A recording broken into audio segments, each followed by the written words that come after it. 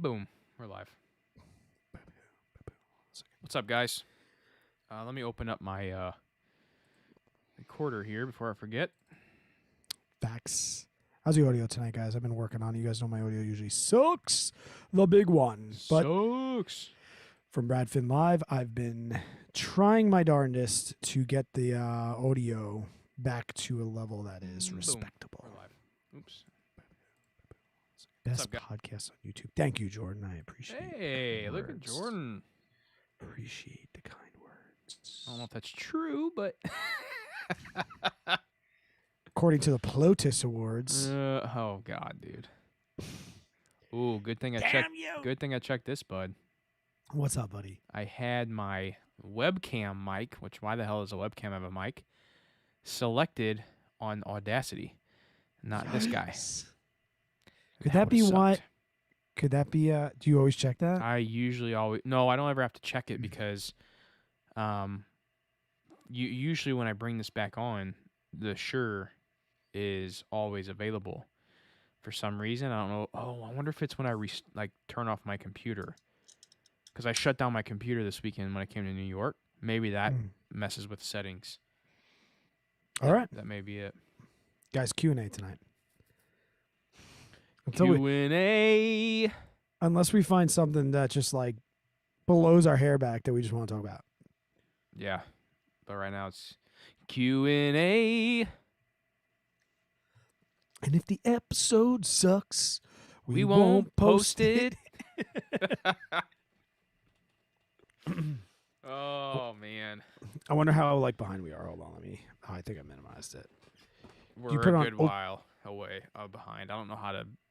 Change. All right, so listen. Go into Here we go. your like the YouTube backend where you can see like how many people are in here, Mm-hmm. and like it says like concurrent viewers or whatever. Mm-hmm. Like there should be like latency, and it should say like ultra low or something like that.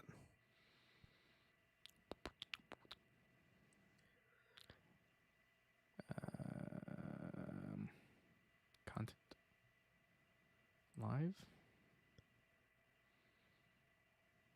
Stand by. Okay. What are you drinking tonight, Brad? I'm drinking a beer called Ripe for the Pickins. Sounds fun. It is a sour India Pale Ale with apricot passion fruit, AU Summer, Halterbau, and Mosaic hops. It comes in at 6.5 alcohol by volume, and it is a collaboration with Gun Hill Brewing Company in Brooklyn, New York. New York. New York. This does not give me the chance to change the stream latency. It says normal latency. Oh, that's what it is. So maybe because we're live, you can't change it during. Probably. Next time, change that. Okay. Change it to low latency or ultra low or something like that. Yes, sir. I think on my live streams, I'm like 3 seconds difference. Wow, dude. Man, you are awesome. When it comes to the old live stream, Mine You are know- like 3 seconds. More like 3 inches. Hey! hey, from the ground. Oh, we don't know what the hell we're doing tonight, boys and girls. Oh, Dollar jeez. Blazing's in the house. She's had some pickles before. What an OG. Facts. Like, Dollar Blazing was around like the pre-1,000 subscriber She's live streams.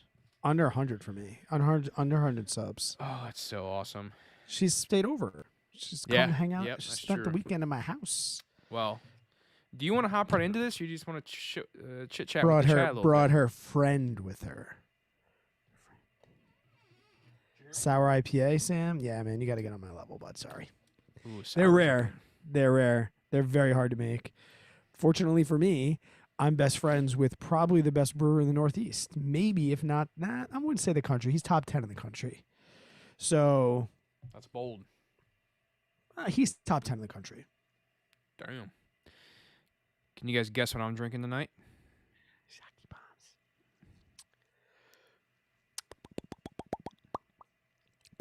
Cheers to a good live stream. Oh, it's so good. Sake's really good. You can feel it like right here. Nice and warm. David, you can go anywhere for pizza. Ask JJ. We look for pizza everywhere. I was like, You can look for famous pizza places, but there. I mean, you just got to get pizza. We went to a little hole in the wall corner spot, and dude, it was freaking amazing. Amazing. Corn was made out of maize. It was pizza. It was good. We have in St. Louis. We have Emos, and I'm from St. Louis. Well, you're from the suburbs. We got a question in the chat. Two Teacher said, saw your video about starting a YouTube channel. What sort of equipment do you guys use? My setup has changed exponentially over the years. Mine hasn't. I started with my iPhone.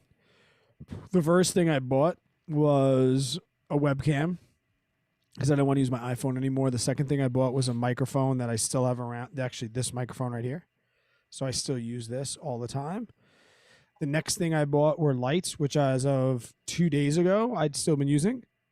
And then I would say, I think the first month I hit $1,000 in revenue, I think I bought my Canon. I think that was like a treat to myself for hitting $1,000, maybe even $1,000 total. I didn't hit $1,000 for a month for a long time. I think it was when I first hit like $1,000 total, I bought myself a Canon. But other than that, I really haven't invested that much into the channel. I bought the desk, all the lights I kind of had. I recently just bought a new desk that I'm sitting at now. I used to be just sitting at like a random plastic desk. Hey, you know what's crazy? No. So I was looking at my profit and loss the other day because you know what Lindsay said or whatever. And take a guess for what my expenses are for YouTube this year. Oh, well, man, this is going to pull it up, and I really don't want this. Are you getting, no, you don't have to do that. Well, I got to see. I don't remember.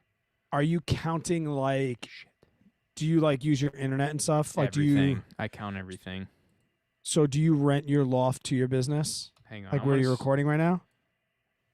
No, I don't rent, but I write AC and all that stuff off, and then I get at the end of the year, I do a 10% discount or write-off based on expenses. Why don't you pay rent to the Buckners?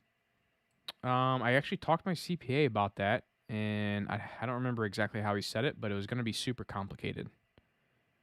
Instead of just doing the typical 10% or 30% write-offs or whatever it is from all your bills. Really? Because FinMedia, this basement pays rent to my family.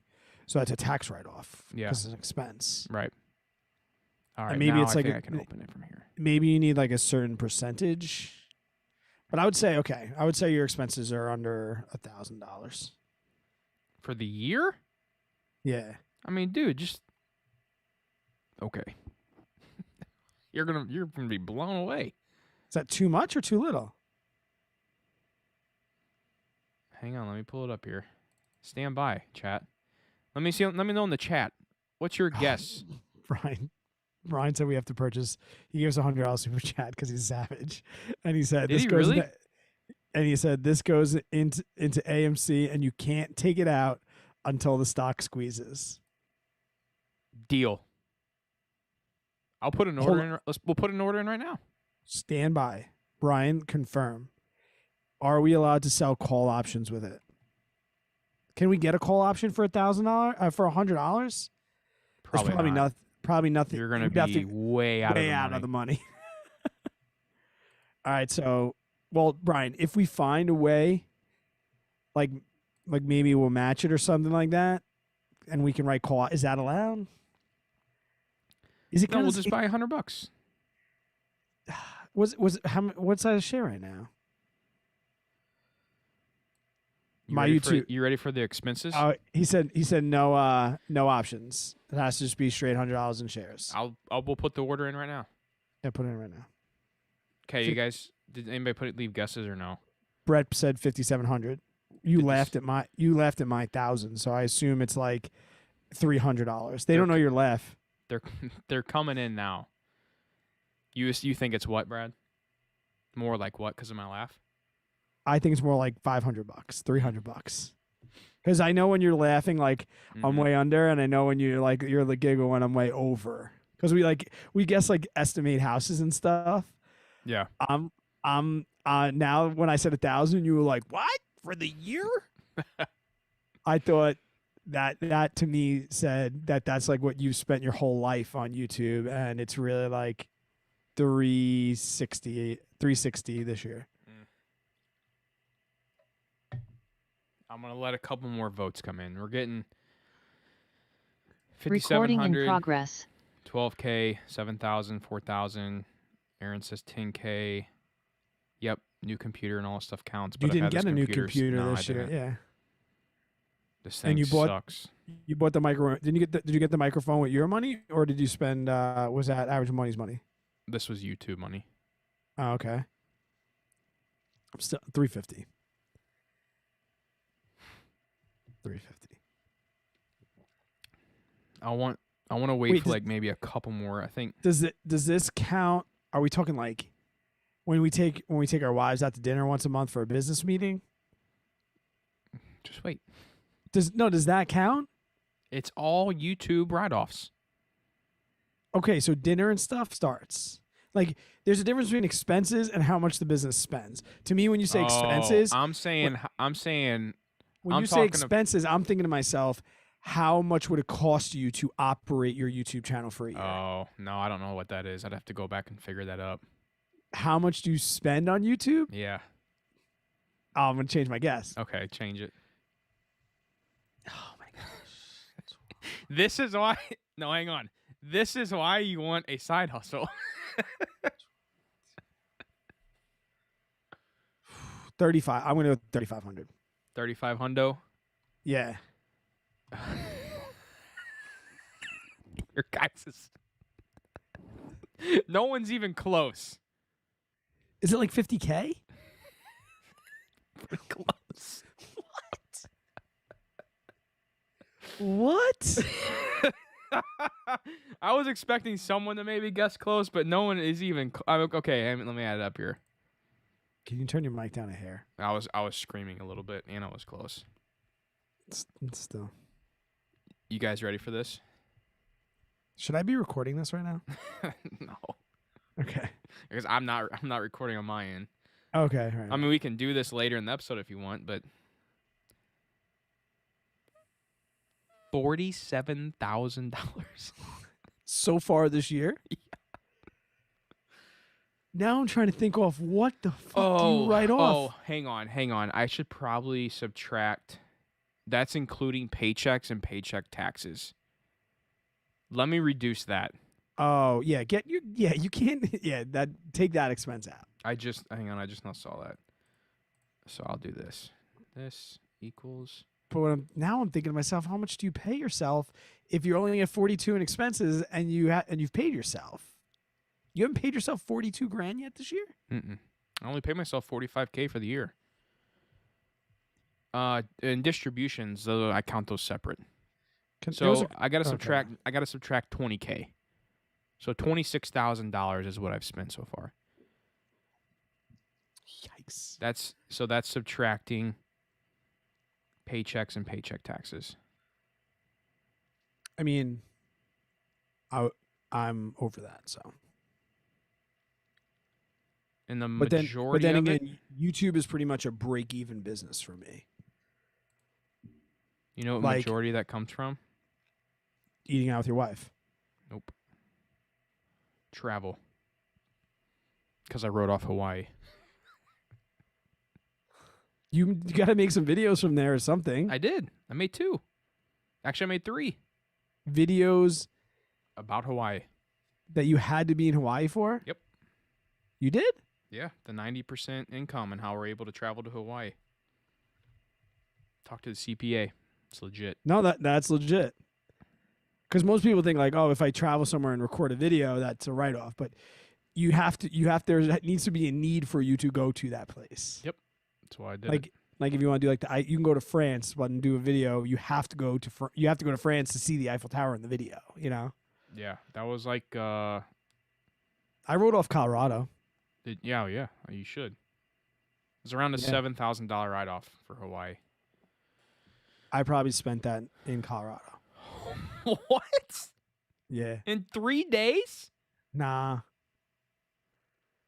That's too much. I was gonna say, what the hell did you buy a car out there or something? No, but you know me. Like Yeah, 7 grand.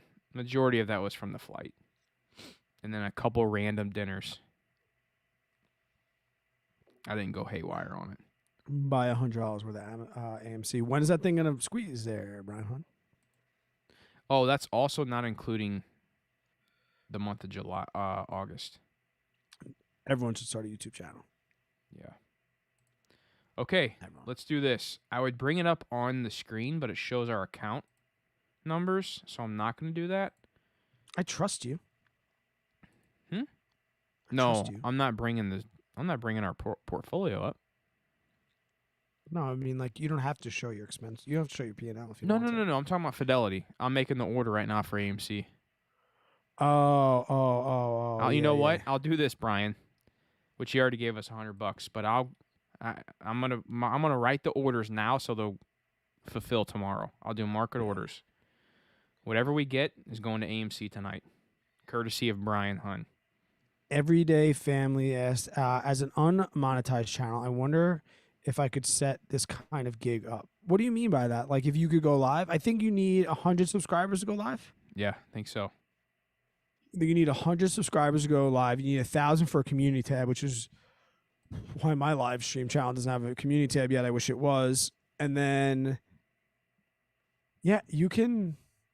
I mean, I was making money as an unmonetized channel. AdSense is our lowest income, is the smallest amount of money. I mean, if you watch any YouTube video about like starting a YouTube channel and this, that, and the other thing, AdSense is one of my highest.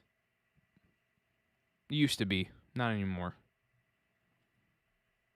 yeah, It is. It was. Yeah. What's your highest?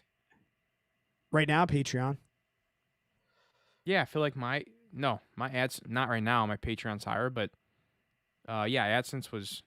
Well, I take that back. Right now, AdSense is higher than Patreon, but Sponsorships, courses. okay, yeah, fair. But even before, like when I was not monetized, I was making money on like referrals and like affiliate stuff early on. Like when Capital One, they did like $25 per person you signed up. My video like popped and I got like $2,000 in 3 weeks. And when Robinhood, where people were really learning about Robinhood, I've gotten thousands of dollars from Robinhood referrals, thousands of dollars from Webull, all those different referrals, Amazon affiliates. Yeah, man, AdSense is like really, really small for me in comparison to all the other things. Even Clarity is like almost as much as AdSense. Yeah. I'm just not reading the chat from the. Yeah, it is stupid write-offs, but yeah, my. Oh no! Oh wait! Everyday Family said no. The business write-offs. Yes. Oh yeah. Yes. Absolutely. So yes, for sure. I assume that as you don't even have to be making money right now. No. As long as you're making videos, those are you can have write-offs on all of your equipment, all of your travel. If you go into FinCon, all of that. Everything that's for YouTube is a write-off, because that Even a business can show negative profit for like 3 years before you start getting what's going on here from the IRS. Yeah. Yeah, no, definitely. Even if you're like a sole proprietor, be writing off. Yeah, when you're a sole prop, though, you have to be a little bit more legit about it. So you really need to keep those receipts and really itemize everything and have backing. But yes, if I've bought like pictures that my wife wanted in the room, like in the living room, I've hung them up in my set for like 2 videos, and I've called that a write-off. Here's another thing for rental properties. We're a little off YouTube here, but like if you have to paint a rental property, and I gotta paint my house, and there's extra paint left over, I may have the same paint as my rental property. Facts. Wait, so how do you set it up as a business? Do you need to incorporate? No. Just do a sole prop. I honestly, Brad, you can agree or disagree, but like if you're not making more than like I don't even know how much, but 50. 50, yeah. I wouldn't See, worry but about even doing an LLC route. no, guys, LLC is like the same exact thing as a Yes. sole prop. From a tax standpoint, it's the same exact thing. They're both pass-through entities that go right into your income. Like, and LLCs, everyone's like, oh, well, you're protected, blah, blah, blah. You bet your ass if your tenant falls down the stairs, breaks their arm, yeah, you might be a limited liability corporation and they can't come after your personal assets, but you're still going to spend hundreds of thousands of dollars in litigation to get that settled and lawyers' fee. So it doesn't really matter that much because if you do the right thing as a tenant, if your tenant falls down the stairs, breaks their arm, you're going to pay the hundreds of $1,000s for lawyers' fees anyway. You're going to be found not guilty, and you're going to be in the same exact position. Now, if you're a slumlord, maybe you want that LLC. But yeah, because the tax savings and things to become a corporation and like go to that S corp route, I'm going to say 50 to 75. You got to be making 50 to 75 to do that. Anything else, it's just not, it costs so much money to maintain a corporation. Yeah. So, I mean, if you want to be an LLC and it's cheap in your state, what's it, $50? Mm-hmm. Some stupid like that. In New York, it's $750 to get a LLC set up. So it's just not worth it. Like, no, thank you. You know, I'm not going to do that. But yeah, if anything you do, like if you walk dogs, right, and you had income, you wouldn't start a corporation for that.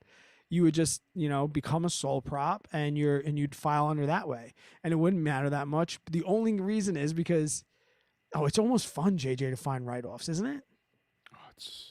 I I don't know love it. why. I don't know why every single person in America doesn't have some sort of side hustle.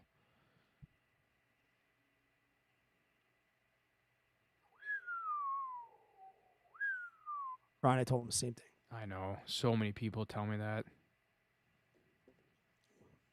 Especially since everyone like died off. You're one of the few people that can do a morning show. You're up at ass crack of dawn. You can do an hour every day. Yeah, I could. You I would just kill don't it. want the channel to turn into a live stream channel. Like honestly, what I'm trying to do is focus more on Evergreen. That's why I started a separate live stream channel. Make $4 a live stream channel. Maybe that's what I'll do. Maybe I'll just sit on the community tab. Hey, I'm going live on $4 for every morning as long as I can go. David said, what's optimal length? We've tested different lengths. It really doesn't matter. What matters to YouTube is that people watch your video for a long time and then they click another one of your videos. Yep. So like I did those shorts with like the 3-minute videos. I didn't care about that because I knew at the end of 3-minute videos, the main purpose of those shorts were to get to the end screens and get to people in the comments to get them click another video. I mean, I will say that like more than 20 minutes, my videos start to struggle a little bit when they get like a little too. Like if you're going to be, I feel like from 20 minutes to an hour really is hard. But like if you have like an online course or something like that, that goes like an hour 30, hour 40, those do okay. But I don't know. I don't really have an optimal length that I've ever seen. I've had 20-minute videos do good. I've had 4-minute videos do good. It's all about what's in that video. A 5-minute video with no is so much better than a 12-minute video that has that with the same information. Like that's why I cut out all my I cut everything. It's like boom boom boom. I try and get almost like 100 words per minute in my videos. Yeah. I think mine are a little more relaxed. Yeah. I don't know. But I also repeat myself when I'm filming 100 million times. My editing sucks. When I go back and edit, it's literally so cringy. Like if you guys saw how many times I repeated myself for videos, ugh. David, your business name does not need to match your channel name. I would actually advise against that. And I also wouldn't have your business name give away what your business is. Like if I was going to open a pizzeria, I wouldn't make my corporation like Finn's Pizza. I wouldn't do it. I mean, it has my last name in it. It's Finn Media, but by using the word media, I allowed it to do everything. Like if it was like Finn's YouTube channel and then I started writing off podcast expenses, they'd be Mm-hmm. like, you know. So, sorry, Wilson, I actually have Brad Finn Live, which is the name that I'm writing on this one.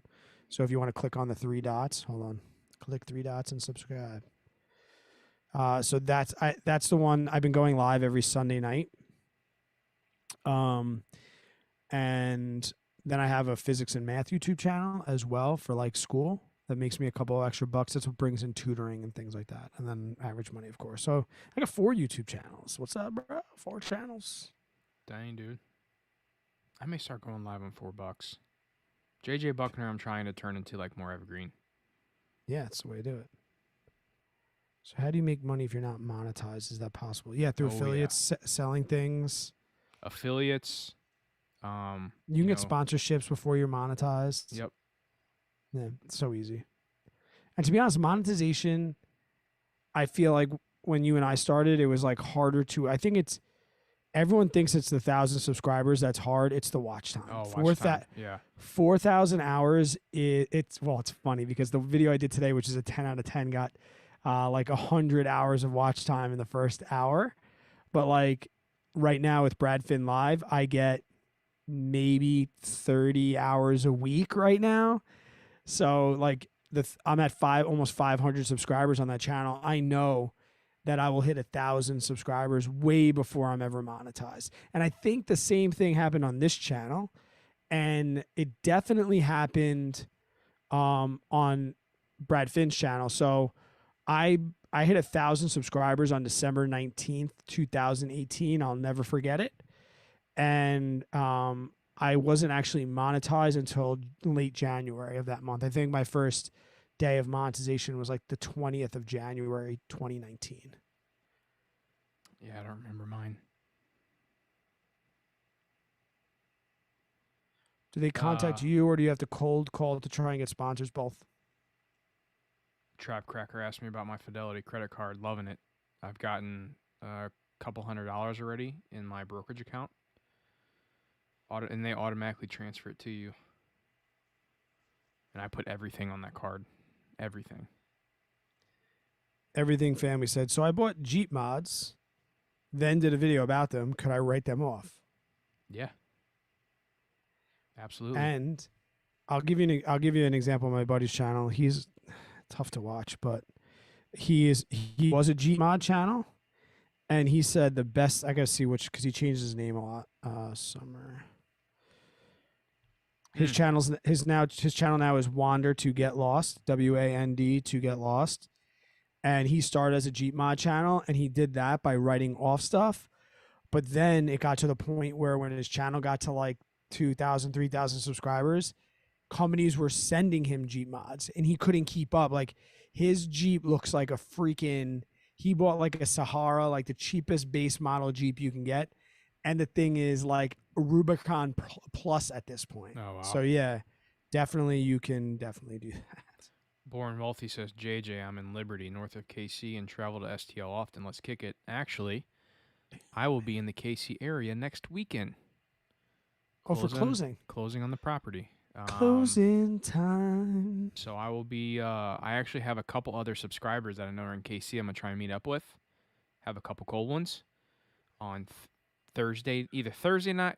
It'll probably be Thursday night because I'll probably leave Friday because my boy's got his first soccer game on Saturday morning. Whoa! Yeah. So, yeah, we're going to try and plan a little, it's not really going to be a meetup. I mean, it's just going to be a couple guys from KC who's in real estate.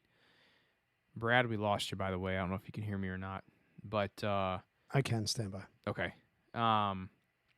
So, yeah, Thursday night, I believe. It depends on how everything goes because I got a lot of work to do those 2 days. But Thursday night, as of right now, I'm looking to meet up with, like I said, a couple real estate guys in the area, fellow subscribers. So we will probably meet. I don't even know if this is still open, but it was one of my favorite places to eat at. Chicago Pizza in Independence. I think it's Independence. But that's probably where I'm going to try and get the guys to meet up at if they want to. And if not, I'll have pizza and beer by myself. So I'll make a little post on Instagram probably next week, maybe, or maybe this week and then another one next week. But yeah, that'll be fun. You want to record this thing? And then, I mean, this would be good, dude. This is like a good podcast. We should have been recording this whole time. How many keyboards and stuff do you need to add when you're publishing? How important are thumbnail pictures? I just have my MacBook Pro. I don't have another computer. So I guess keyboards. I don't know. I have a MacBook Pro. And then thumbnails are pretty important. Got to get those right. Yeah, thumbnails are key. But then again, Jay, we sent them off to that guy, and I've just been reusing those pictures and just changing the text. Yeah. How do you change the text though? Everything has a black background, so I just black it out and then just write text over it. Oh, I get it. Okay. It's fantastic. Yeah. Like once he gave me like 25. Yeah. The only one I don't use anymore is this one. Because I got too many like, oh, put a thing. YouTuber thumbnail pic. There. They must love you in prison. There. Yeah. David, I use a Logitech 10 something. I have it right here. Jesse A says you should vlog your visit in KC. I am thinking about doing a little vlog because I'll be going to closing. My realtor, she's real cool. She'll be easy to be on camera. I got this one, David. David, go to my YouTube channel, click on my Amazon store, and everything I've ever used is in there. Give me $2 if you buy some. So I mean, Amazon's gonna give me the $2, not you, but yeah. Before I was rudely interrupted. Yeah, I do plan on doing a vlog out there. And just kind of showing the little things I'm working on. There's a couple things I got to fix. Cheers to the White Claw. Nothing too major, though. It's a pretty turnkey property. Yeah. Samuel asked JJ, what do you mean when you mean evergreen? Evergreen, I mean by videos that will last for years to come. Yeah. So when you make a video like how to invest in stocks for beginners, that's a video that's going to get searched. And usually searchable content is evergreen. For example, my most popular video to date, and the one that keeps my channel alive, is the video I did that's freaking horrible, but how to trade options for beginners on Robinhood. And it is at like almost 700,000 views, and it just constantly gets like 1,000 to 2,000 views every 2 days. Yeah. I would say in general, I have an evergreen channel. Yeah, you do. Yeah, my channel tends to be evergreen. So, which I'm trying to shift towards. If I looked at my top viewed videos every single day, all 5 of them are probably over 6 months old. So, evergreen is like searchable content, like what are the options Greeks? How to write a covered call? What's a poor man's covered call? What's a backdoor Roth? What's a Roth IRA? What's VTSAX? Which I'm hoping the clips we're doing for the channel on Average Money turn into evergreen content. That's the plan. Yo, maybe one day this will be a real legitimate business. I don't know. I had my first day with students today, and it's tough, man. It's just so tough. I don't know. I love teaching, but yeah. So you ready to get this thing recorded? I think mostly because I'm coming off like the best summer of my life, literally. Yeah. So it's like, as much as I want like summer to end, I just hate being told what to do. That's the tough part. At 40 years old, I just hate being told what to do. I'm told when I can take a piss. Mm-hmm. I'm told how loud I can be. I'm told how I have to dress. Like all of these things now that like I used to think were just normal. Now I'm like, that's not like at 40 years old, nobody should be able to tell you what to do with maybe your wife if you have respect for her. Mm-hmm.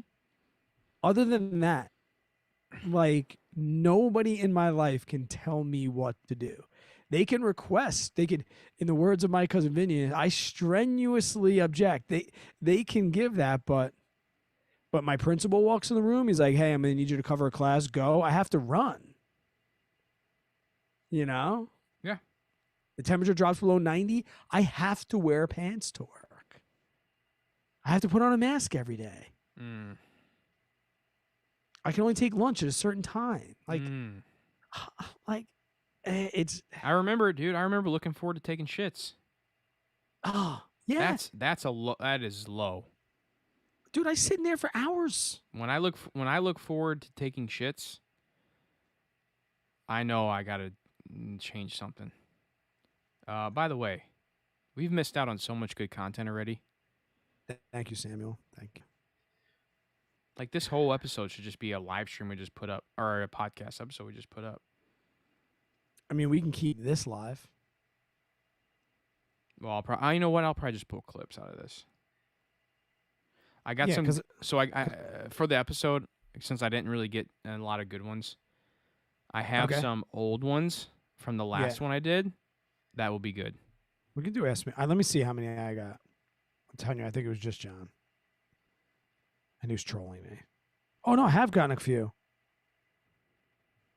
Now that you're back in school, what weekly options are you looking to be adding to the rotation? I'll be saying the same. School doesn't change how I trade. Actually, now that I found out that one of my 16-year-olds is a $1 million day trader, I'm definitely going to be getting on that bandwagon, talking to him. But Brian says you should quit. I know. The other thing about quitting is, like, if I'm going to quit, I'm going to quit over the summer. I'm like, I respect the kids too much in the profession. Like, I would never, like, dip in, like, December. You know, that's like that ripple effect I don't want on my conscience. So, like, now that I showed up today, now we're talking June 2022. Like, that's it. Yeah. But I'm going to miss a lot of freaking days this year. Alex, we heard about the Tattoo Chef Wall Street Bets thing, but I don't know, like, what I heard. Like, should I get rid of my short calls right now? Like, what's happening with Tattoo Chef? Because I have 2250 calls. So do I. So should I get rid of that? I know. What's I was the wondering trading? the same thing. All right, tell me. It's at 2263. The current value of my option right now is $175. Is this thing gonna pop where my what is my 175 gets caught up in no time? I don't know, man. I don't know. My strike price for my call option is $12.50. Right now, I'm up on that 13%. Yeah, I have a leaps. Strike price for your call? I have a leaps. Oh, okay. On Tattoo Chef. Okay. I have a leaps on Tattoo Chef at $12.50. Where were they at when you bought that? Probably 15, 16. Okay. And that expires in 2022. But that, so bro, hang on, I gotta stop you. Yeah. Why are we not recording this right now? I press record. I mean, I'm recording I recorded mine after I did the whole expense thing, but like, we haven't really did an official start. Are we just gonna roll with it and say, hey, this is our podcast for the week? I can record that at the end. Okay. I'll press record. I press record. We're good. Okay. Okay, we're recording. So yeah, so I have a leaps on that. And I just, like, do I get rid of that 2250? The expiration on the 2250 short call is September 17th. So, like, what's going to happen? What is Wall Street Bets saying? Because it's definitely not a short squeeze. Their short position isn't that crazy. Brian, it's 100% true. Going to work as a teacher loses me money. 100% true. I love it. I just love it. You know, it's kind of like how you shouldn't go to Vegas because you're going to lose money, but you just love it. Teaching is like my Vegas right now, I guess. I don't know. We'll see. I would say, I just also, you know how I'm socially awkward, JJ? Like, I don't know how I'm gonna resign. Like, that's like I have to have like a meeting. I can't like Oh, I I can't love like. it. That was my favorite day of work. Brian had a great point. Mm-hmm. Thank you for the super chat, by the way. It's all going to AMC today. I bet you could make more with the time that you spend teaching. Yeah, that's what I just said. Yeah, definitely. Yep. Definitely. I agree. Aaron has Vita. Wall Street bet's going to be right so many times. Ignore the noise. Easy for you to say. Yeah. He's sitting on all his Voozy calls. I just got some more bad news. What a day, bud. What a day. What do you got? AC's not working right now. Downstairs.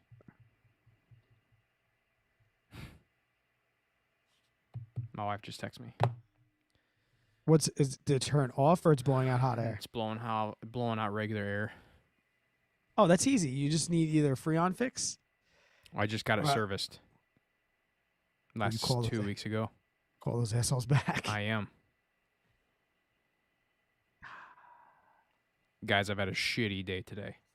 Brett, I have a covered call. Well, I have a poor man's covered call 2250. And I have a 1250 leaps. And I have a covered call at 2250.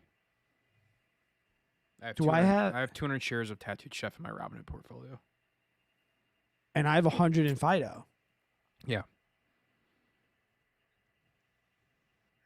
So, like, that's what I said. Is this thing going to pop now? It could, dude. It can could. somebody... Well, obviously it could, but what is Wall Street Bet saying? What are they actually saying?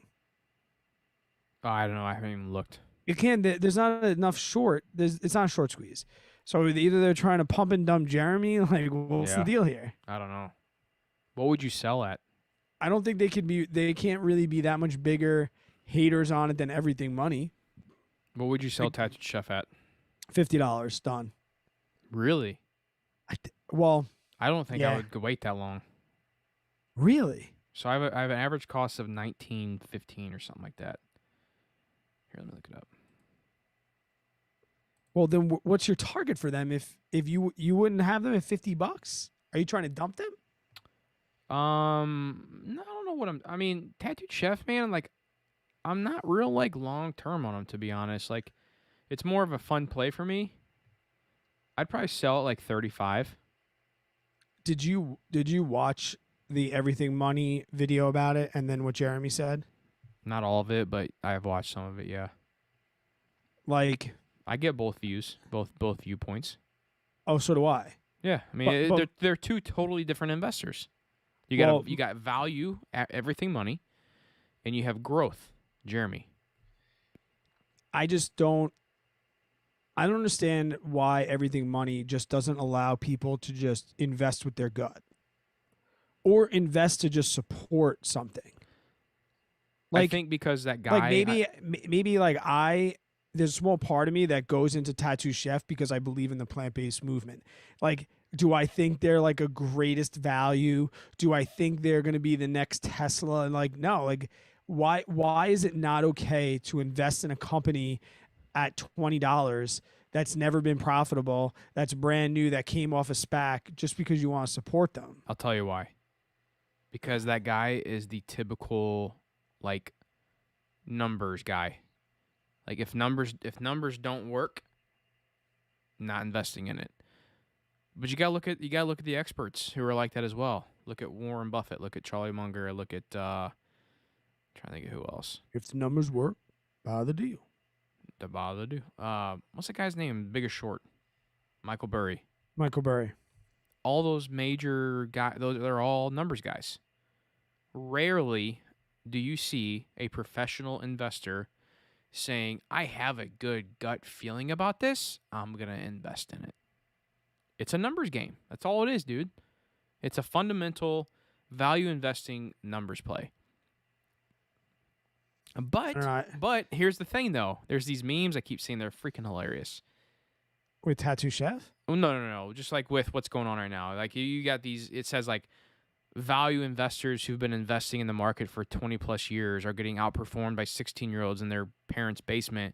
buying JPEGs, crypto, and Is the one non-profitable with growth stocks. so like there's like a kid on a computer and a kid on the bed, and Yeah. another picture is like the guy in a suit and tie, right? Yeah. Like my 16-year-old student today that told me that he's going to clear over $1 million this year Boom. day trading. Boom. And I'm like, what's your plan? And he's like, oh, to be lucky for a year and then retire. So let me ask you I'm this like, then. yes, thank you. Well, no, let me ask you this. Do you think that is sustainable? Or are we in a weird time right now? Because here, I'll tell you my. Are you asking me if I think that day trading is sustainable? No, not day trading. I think I Okay. mean like how investing has been lately. It's been, if you take the past 3 I think I can make years- money. I think I can make money in the market whether it's up or down. So I'm not really too concerned with that. Well, that's not what I'm asking though. Like, do you think what we've been seeing the past 2 to 3 years is sustainable? No. I don't think so either. I think we're gonna have a You major. just asked me if I think that the S&P 500 is going to grow by 35% every year. Have you seen the S&P 500 chart lately? Dude, I don't know what the catalyst is, but there has got to be something that's going to happen that is going to be. I'm not trying to do like fear mongering here, and I don't know what's going to happen to make this happen, but like there has to be something major. But then something like COVID happened. And we see the market drop, and I'm like, oh wow, cool. Things are starting to get back to normal. Nope. Here's $3 trillion of stimulus. Whoop. That all goes into the stock market. Why do you think we keep seeing all-time highs week after week? Dude, it's insane, man. But back to you asking me if I think day trading is sustainable. Like, No, I didn't mean day trading. I just meant like yes, what's but going I on was right like- now. I was if like if the student that told me this today was like, yeah, I'm just going to do this for the rest of my life, I'd be like, dude. But he was the first one to admit, he's like, I'm young. I literally stay up all night. I stay up all night, especially last year with COVID when he first started. He's like, I would stay up all night finding 3 alerts. I posted them, and I was like, I had 100% success rate for like 8 months, and some TikToker with 1.5 million followers like posted my Discord, and my Discord went from 400 people to 40,000 people in a month. Oh my gosh. And he's like, now I'm at like a 90. He's like, in the last year and a half, I'm at a 92% rate. Wow. And I have him at 9:30 in the morning. I want to be like, dude, if you need to sneak off to my office, Mm-hmm. just make sure you keep A's in physics. But if you need to go to my office and make Yeah. money, go. You know, because I know how excruciating that is when I'm in class and the markets Mhm. are open. Yep. So, like, could you imagine this kid who probably blew off third period every single day last year, and now he's got to sit and listen to me? Mm. Insane. I will say, I've sat in class with maybe 2 people that make more money than me at the time. And it's a weird feeling, but it's cool feeling too. Yeah. Like, this kid makes my salary every single month. Insane. The power know- of the internet, dude. He knows he's up all night. He's up all night. Oh, here's a fun fact. I asked him what he trades on. What do you think he picked? He's a 16-year-old that's making $100,000 a month in a Discord with 40,000 people. What platform is he using? So I have 2 guesses. Okay. My first typical go-to would be Robinhood. You can't day trade in Robinhood. Yeah, you can. You get 5 in what, 2 months? This kid's doing 3 to 5 a day. No. If you're over $25,000, you can day trade as much as you want. Really? Yeah. That goes away? Yep. After $25,000. Really? Yep. Oh, did not know that. It's not Robinhood. TD Ameritrade. Webull. Oh, really? Oh, dude. So he's getting the affiliate too? Wow. I was like, you like Webull? He's like, it was the first one I ever used, so it's all I know. And I was like, it just seems so weird if he brought it up on his phone. He's like, oh, dude, like he navigates it as fast as I can navigate Robinhood. Like once he knows it. Insane, dude. And his Webull account had $750,000. It was like $742,000 in it. How do you open that up at 16 though? His Parents? dad did it. His dad did it for him. His dad said he'd do Wow. it for him if he gets a degree. So he still has to go to college. If I was his dad, I'd be like, cool, bud. No No, but- college for you. He comes from a culture of academics. Jesus. Fucking, he might even just end up being a surgeon for fun. Jeez. That's why I'm so stoked for him, because he was so humble about it. Like, he just like swiped up his like thing, and he wasn't flexing. When a kid's like, "Oh, check out how many people checked in on my stream last night." Like, I know the gamer people that flex, but he was legitimately like, I asked him like, "How well can you use Weeble?" And he opened it just to show me that, and then I noticed he had $740,000 in there. I was like, Insane. and I asked him what the volume of each trade is, and he said somewhere between $25,000 and $35,000. Wow. All right, let me ask you this. Do we start the episode here, or do we... Like, You what's really our want me plan to- here? You really want me to do the intro, huh? I thought we were just gonna pull clips from this one. No, I thought we were going to record an episode. Like, that was a great tattoo chef clip right there. Yeah. David, you feel like a loser. I'm the kid that has to look at this kid. You're a little blurry there, Brad. Sorry, I had to grab my autofocus. Because I have some questions we can run through for 40 minutes. You want me to do the intro? Well, I'm just wondering, are we going to use this content as part of the episode, or are we going to do this now and then record what we do now? Is because like what you can send me, or like all this I can grab as clips, but like I think with this time, I want to have an episode done. Okay. Because we're 12 minutes into what I've been recording. But I have the whole Zoom call. The whole Zoom call is recorded. Yeah, and the live stream, I'll go back and be able to get clips. I'm 31 minutes in the recording. Yeah, so you've been recording for a while. Right after I did the whole expense thing. Yeah. Let's do this. I have quite a few questions I can run through on old Q&As. Okay. Chat, if you guys got Q&As that you want us to answer live in the episode that's going to come out for the podcast, leave them in here. I'll try and write them down too. Do the damn intro, James. He keeps bringing it up, like, dude, like, he doesn't have a YouTube channel. He has a Discord. Brian, I'll get it for you. Today was the first day, and he literally told me this as he was walking out. He's like, "Excuse me, Mr. Finn. Just want to let you know I'm a longtime subscriber." And I was like, "All right, like your friend, like who told you about the channel?" He's like, Yeah. "Oh no, I actually have a pretty active day trading Discord channel, and somebody alerted you in one of my channels, and I became a subscriber about 8 to 10 months ago, and then found out that you taught at my school, and then I have you as a teacher." That's literally the conversation we had. Wow. And then I was like, "Oh, how big's your Discord?" Because I have a couple gamers in school that have like 1,000 to 5,000 people. I'm like, "How big is your Discord?" And he's like, "Active paying members or total?" And I'm like, "Whoa. My total." He's like 40,000. So I was doing quick math of like what he could convert, and I was like, paying members. He's like a little more than 5. It ranged between like a little less than 5, and a little more than 5. I was like, using Patreon, and he said no, Patreon sucks. He uses another bot. It's another way you can pay.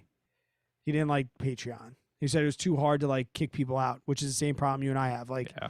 it just doesn't boot people out. I have to go in manually and do it. But, and then he said that when this guy on TikTok shouted him out, he's like, it was like, I was like, that's sick, bro. And I was like, let me see if I can get his name. I think he invited me. I'll get you the server invite. Let me ask him if I can invite you in. But it's like paid.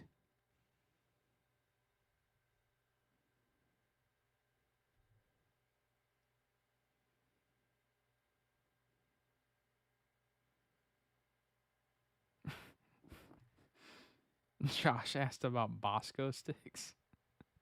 I don't know what that was. Oh, you never had Bosco sticks, dude? Nah.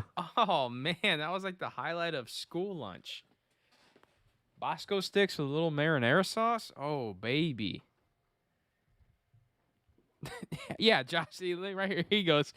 They are the best cheese-filled breadsticks and one of the top cafeteria lunch features of all time. Hands down. Easy. Bosco sticks. Every time you saw it on the lunch menu, everyone went wild. Bosco What? sticks.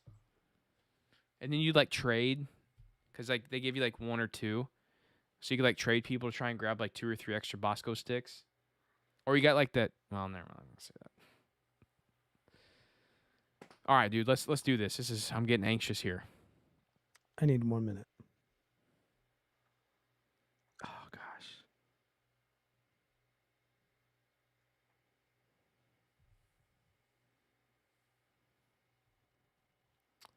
Franklin asked, "What's your opinion?" Oh man, we're getting good questions. Come on, Brad. Let's go, dude. What are you doing? Fuck you. All right.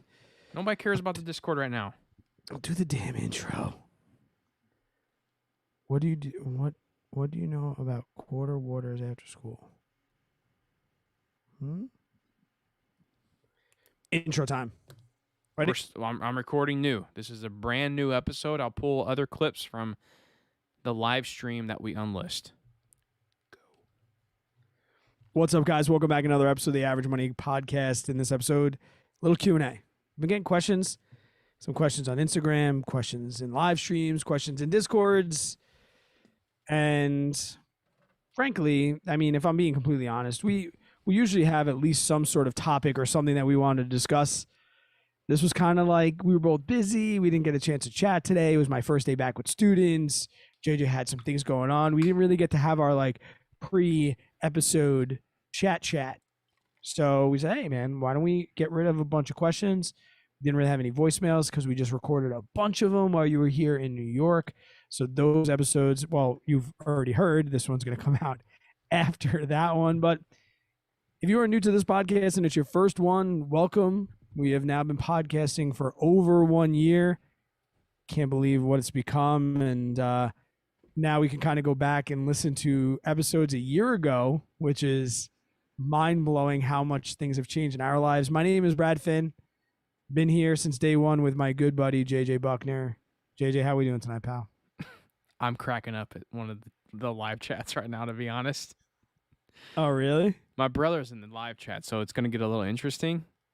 He says, Never heard of him. So if you guys were listening earlier in the live stream, we were talking about Bosco sticks. And if you guys know what Bosco sticks are, you're a real one. Brad didn't know what Bosco sticks were. They're like cheese-filled breadsticks that you dip in marinara sauce in your cafeteria. It's like a big lunch school. To me, it's a Midwest thing. I don't know. I have no idea. Josh goes, I'm trying to find it. he goes, they still served porridge when Brad was in school. Yeah. The old jokes. The old so jokes. Brad, I'm doing good, man. I can't believe it's over a year, man. It's crazy. I'll say this. Brad and I were talking. I'm in the same age demographic as you. Right. If we were both on Peloton, it would say JJ Buckner, 30s. On mine, it would say Brad Finn, 30s. Nearly 40s.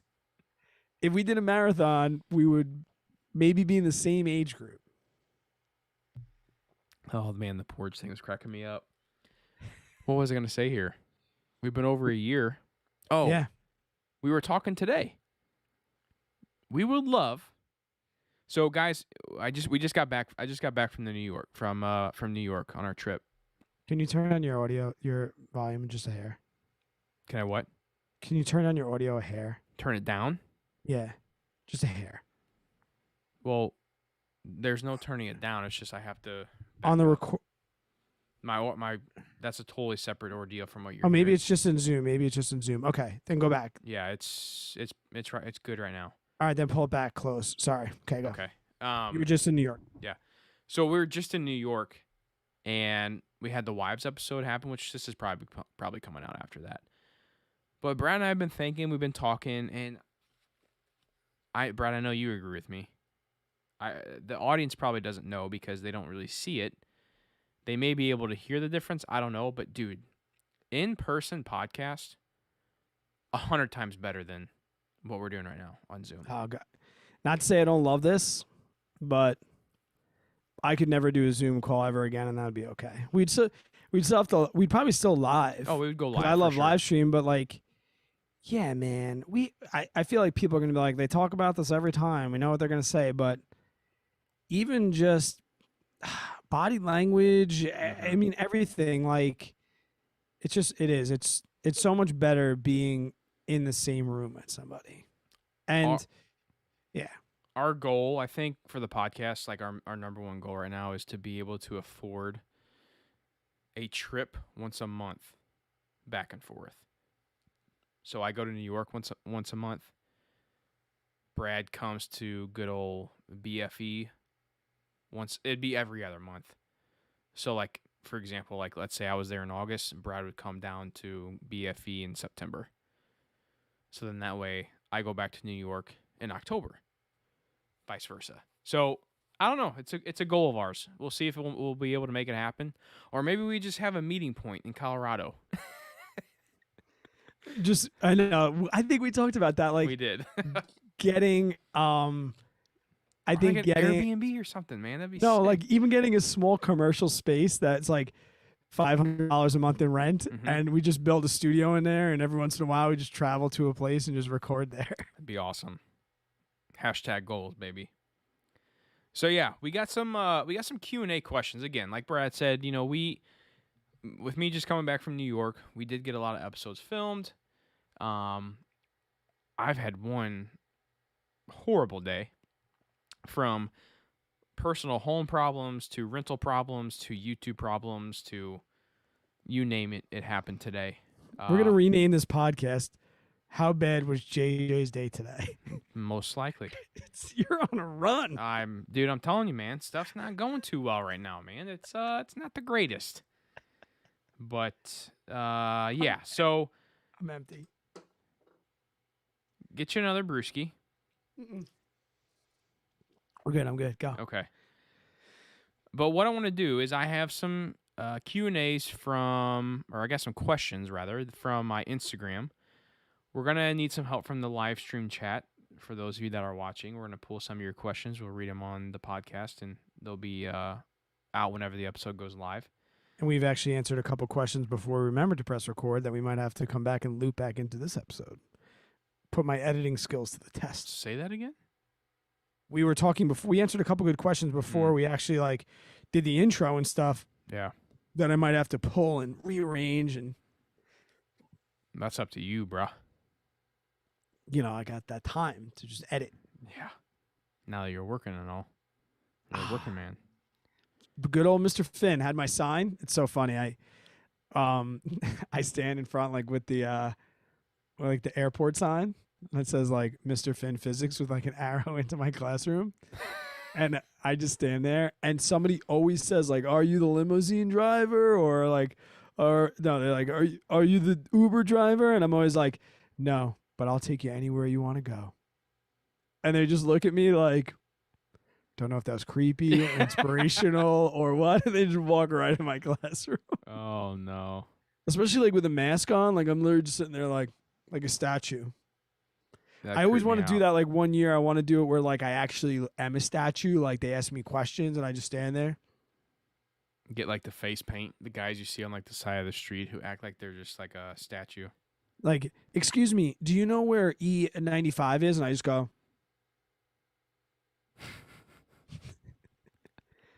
These are the little pranks I want to play on my freshmen. Oh boy.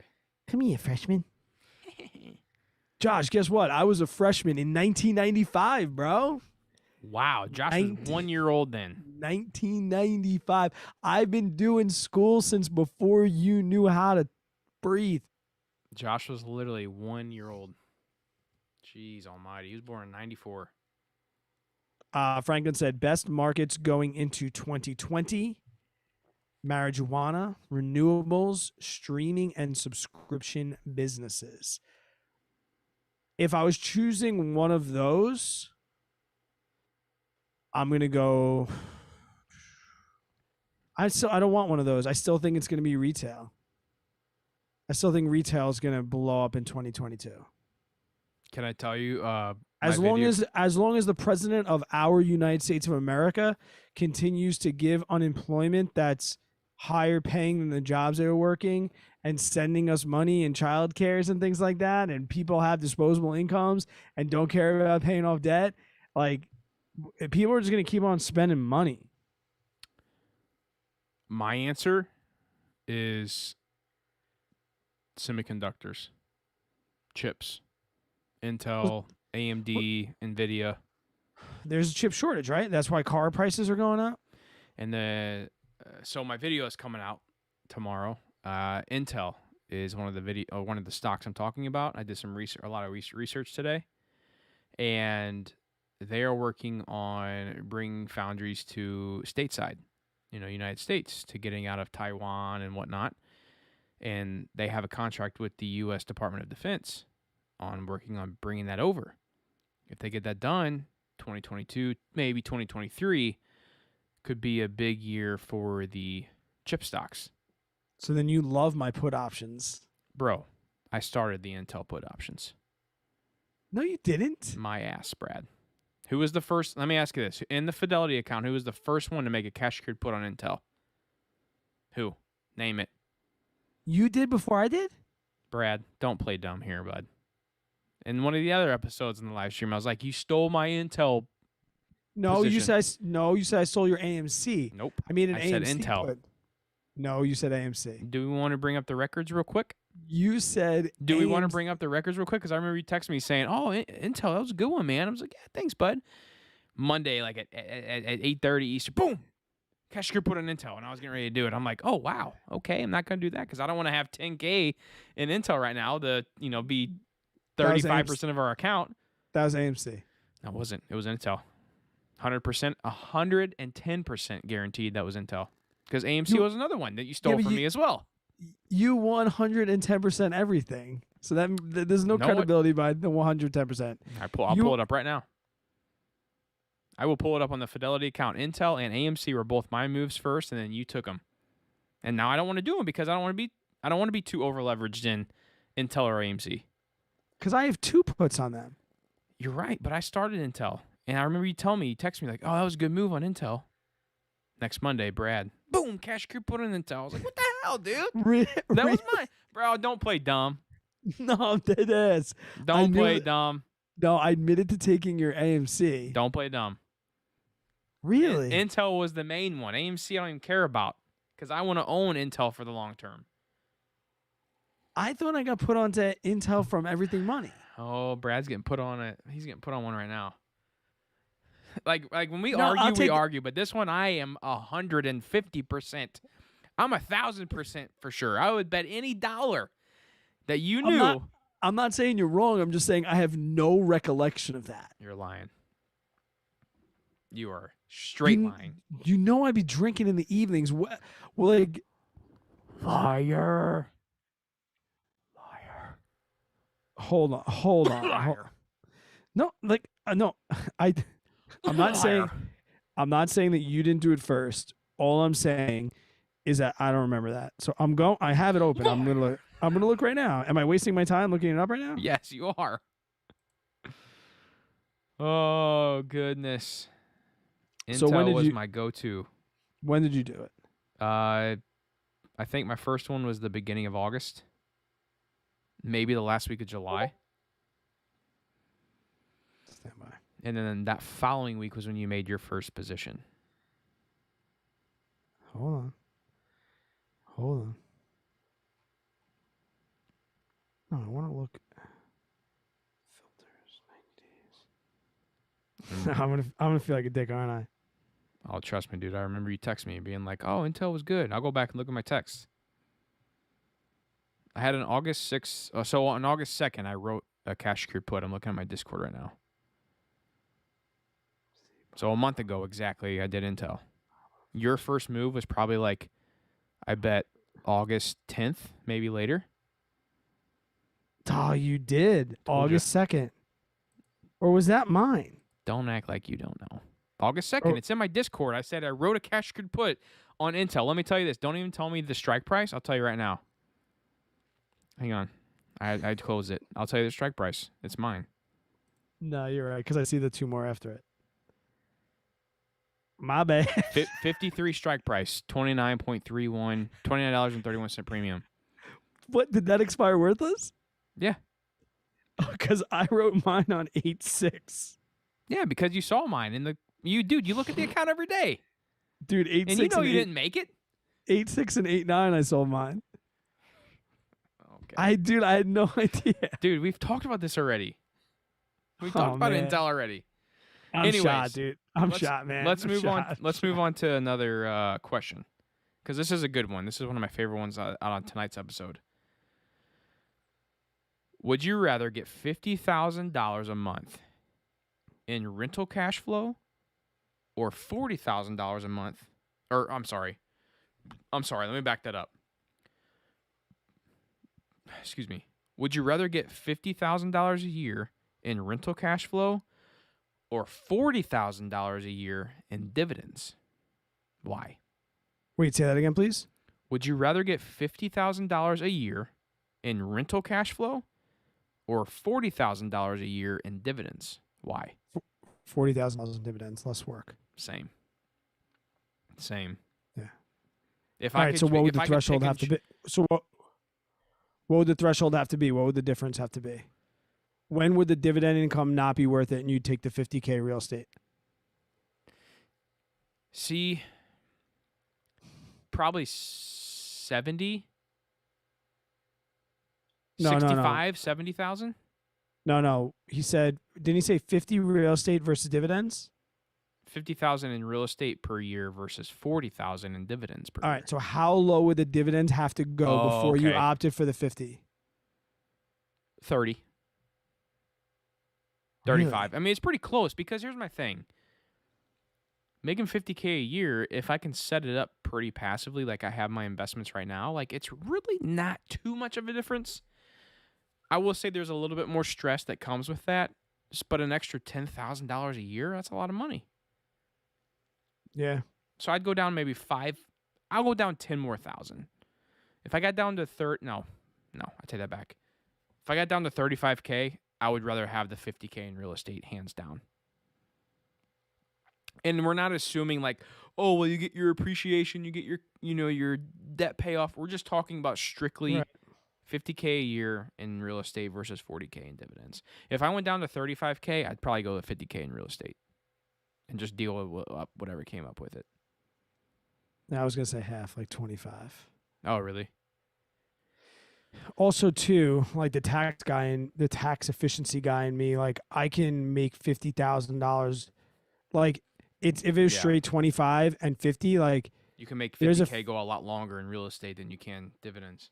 Yeah, and like that dividend's going to have a fixed amount of taxes. Like I can have write-offs and depreciation and pretty much get that entire 50 tax-free if I really needed it to. So then it really becomes a difference between 15 and 50. Yep. Yeah. That was a good one. Yeah.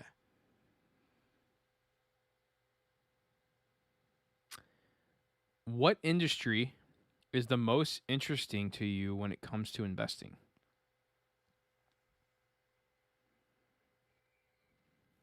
I don't really have an answer for that. I think that Can I there's guess certain, what yours would be? Or can I say what I think yours would be? yeah, it's probably just gonna be like, yeah, I can agree with that. I have companies I'm interested in, but not necessarily. All right, go ahead. What do you think I'm gonna say? Canvas. Like as far as like emerging, Yeah. I'm very curious, and I actually got a comment today. I mentioned all the time on the podcast, and even in my Discord, people think I'm lying. That I get an Altria hate comment every single day, and that video is like 2 years old. Yeah.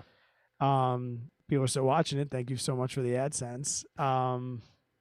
But someone like reiterated something today, and it's a comment that's been posted many, many times in that Altria group. And I've even stated on this podcast why I'm not for Sundial and Canopy growth and things like that. What they say in the Altria group is if we're sitting here thinking that major tobacco companies don't have everything set up in the pipeline for the instant that it becomes federally legal, then we're being suckers. And the answer to that question is absolutely. But the thing that, like, because everyone's like, okay, Altria, whatever, they're going to become the biggest cannabis player ever. I'm like, okay, I agree. Like the instant it becomes federally legal, all of those smaller companies are going to be washed out. I know you don't agree with me on that, JJ, but Yeah. like, I still think they are. But I agree with you to an extent, and we talked about this I think a couple weeks ago. But it is not going to become federally legal for a very, very, very long time. There is no need to make it federally legal. It's not worth their time to make it federally legal when we could just have it state run, have the taxes be state operated. Does the federal government want its cut? I got news for you. The amount of income and taxes that the cannabis industry will bring to the federal government, I'm not saying it's not changing state governments, how much it would bring to the federal government means nothing to them. So I'm definitely interested to see if it becomes federally legal, but you have to think this. It has to be legal in every state before they'll federally legalize it. There's no way that the government is going to force legalization onto a state that doesn't want it. That's a good point. So we still need to work. How many states are legal now? 12? Yeah, 10? 12, 13, something like that. Okay. So we still need to get 40 states on board, some of which are very, very against it. Yeah. Right? And I don't even know if you'd call marijuana a red or a blue. I think it would be more of a conservative, a more of a democratic standpoint, but either one, if it's one way or the other, go ahead. Let me ask you this, though, not to get too political, but are you for legalizing cannabis? And if you don't want to answer, don't have to. I'll answer mine. I don't. Yeah, it's one half. I don't care. Like, it's one half dozen the other to me. And I think we've seen in a majority of the states, and it's been legal in New York since like April, like I think March or April. Like, well, I'll tell you my answer because you said one half dozen doesn't matter. I think weed should be legalized before alcohol. I mean, that's a different thing. Like, do I feel that there's more dangers with alcohol? Yeah. If I had to choose one or the other, like which one is worse, I think that alcohol is worse. Oh, for sure. But I mean, but if prohibition didn't work in the 20s, it's not going to work now. But that's one of those things where we can't. I don't think we'll ever be able to overturn that. Yeah. But have you ever looked at the history of why marijuana was became illegal? Yes. It was a money game. Right. Just everything is. Yeah, dude, it's insane, dude. Like, if you look at the hemp, the plant has so many uses. Yeah. It makes stronger, better paper. It's a faster growing plant. You know, when you knock down a forest, it takes decades to come back. When you can knock down marijuana plants, it takes what, a year to maybe grow that back? Maybe sooner? Yeah. So people were starting to realize this. Oh, wow. The lumber, they're like, oh my gosh, we're going to get taken over by hemp.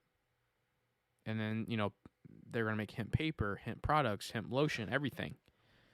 So yeah, I mean, I also think of like, if there's anything I've learned about politics, like they don't want friction. Like they don't want to have to do things that are going to make their lives more annoying. And like one comment you hear every time a state legalizes is like, what about all the people that are locked up in that state for that? They should be released. They still broke the law. It doesn't matter what that law was or what that law is now. But regardless, if it became a federal thing, now we have those court cases and releases going up to the Supreme Court. They don't have time for that. As long as it's not federally legal, they don't have to entertain all of that, any of that. Like, oh, cool, your state wants to legalize it. He's still a criminal under our eyes. He's staying in jail. She's staying in jail. But if it becomes now we have to release all those people, or at least go through all those. I don't know. I just can't see the whole like. I'm not interested in the industry. I don't think it's a 2022 issue. So I think it's you don't have an answer then. To what industry is most interesting when it comes to investing? I'm still for tech.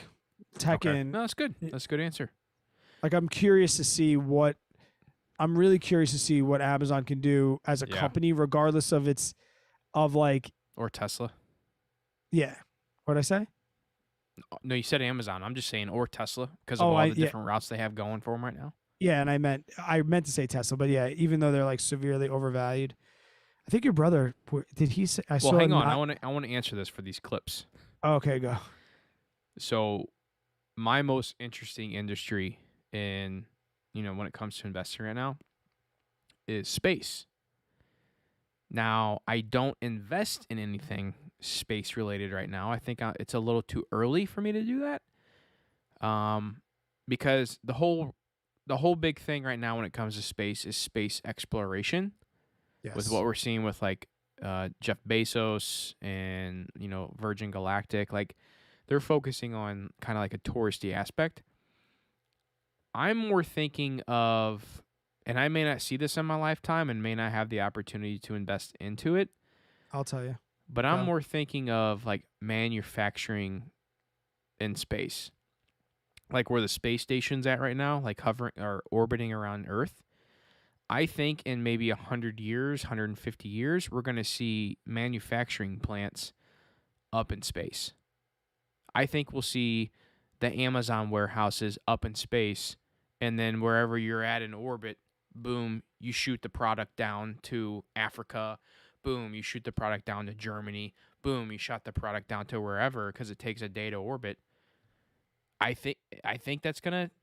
I think that again. I don't think I'll see this. If I do, that's going to be amazing, and I want to invest in it.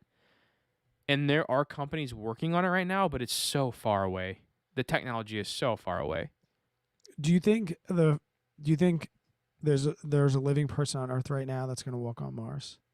Yes, Yeah. The first person to walk on Mars is alive right now. I agree. Yeah, that's cool. That's to me. crazy, man. Yeah. I love space. Well, we were talking about this whenever I was in last time, or Yeah. two times ago. We both kind of nerd out over space. Yeah, I mean, I'm super into tech and I'm super into like thinking about how Tesla can expand its business. I don't care about its valuation and share price. I'm more like curious about its company, and Mm-hmm. I'm definitely looking forward to that next thing Yeah. that like we're telling our kids. I think a major thing that I tell people all the time that they think I'm crazy. I don't think our kids are going to have driver's licenses. Like Ooh. I think by the time our kids get to 16, obviously there's still going to be cars on the road, but I think they're going to be like old vintage cars that if you know how to drive it, good for you. Kind of like a stick shift now. Like if you know how to drive a stick shift, I'll let you drive it. Simple as that. Where I really think it's not far fetched for me to think that when I put Avery, going to be able to put Avery in an automated car and send her to a friend's house and have her get picked up, and no one's going to be driving that car. That's realistic shit for me, like 100%. I'm saying I would maybe guess my daughter's 4. grandkids. Nope, 10 years, man. I don't think so. 10 years, you are going to see somebody in the driver's seat and be like, what? We are going to tell our kids, do you remember when we used to drive our side by side? Like, you were going to be able to go on a road trip to Florida and sit in the back and have a couple cocktails. That would Like be you're in a bar, awesome. like you're in a bar cart. Like, these are conversations I have. Like, I say to my daughter, well, I don't say to my daughter, but I say to my buddies, like, our kids are going to say to us, or maybe grandkids, it's fine. They're going to say to us, wait, when you used to go on long road trips, somebody had to drive? Mm-hmm. Or they're going to be like, you guys didn't party and get drunk on car rides? Like, how did you guys go on 6-hour car rides and not have a couple drinks? I think 10 years is too soon. Nope. I think my grandkids will see that. I don't know if I know Mason and Millie will have like. I don't see it happening. I really don't. Dude, in 10 years, I'm going to be able to get into a car, type in your address at 9 p.m., wake up in the morning, and be 3/4 of the way there. So I don't disagree with you on that, but I don't think that it's going to be so regular that every driver's doing it. I think that's another generation down. I think that's going to be like a specialty, kind of higher end luxury thing to be able to do. I still think our technology is too far off to be able to do that within 10 years. When the iPod came out and you said to somebody, this thing will be obsolete in 10 years, do you think anybody would believe that? What do you mean? The iPod. So obsolete you don't even know what it is. Oh, you mean like it's past its day? Like technology has advanced so much? That like a VCR. No, I don't. I think people were dumbfounded by how crazy the iPod was, how you could have 10,000 songs in your pocket. And if you told them it was going to be gone in 10 years, Yeah. you'd be like, no, this is going to be around forever. But think about this, though. Think about the obscurity of taking an iPod with making the memory larger, and how when you really think about it, the technology for that's not too much impressive. To when you think about the complexity of driving, stoplights, pedestrians, hooking up a trailer, making wide enough turns when you're pulling a trailer so you don't scrape the edge of the curb. Like there's so much more complexity that goes into that's I think between like comparing. Can you hear me? Yeah. Comparing the iPod to an iPhone 11, I think it's a little different than comparing a Tesla right now to an automated driving itself car. That is a lot more complex technology than the iPod. We're going to find out. We will. I hope to be alive in 10 years. So do I, man. We're still both young. So let's do this. My brother asked a good question, and it's something I've actually been thinking about. Samuel asked a quicker one. What are we at in downloads? 140,000? Close to that. I don't know if we're quite at 140. 135.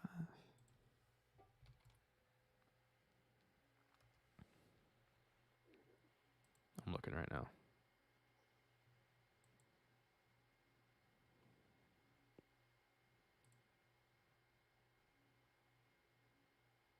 Oh God, 130. Little over 130. Someone said something about minimum wage. I have to stop reading when I read minimum wage. So Josh's comment says, not a dumb comment. Not a dumb comment. Can you have too much money in a savings account? Is there a better place to keep it that might make you passive income, but can also be taken out whenever you need or want it? You want me to take this one or you first? Go ahead. So, yeah, I think it is good that I answer this because I know Josh's situation.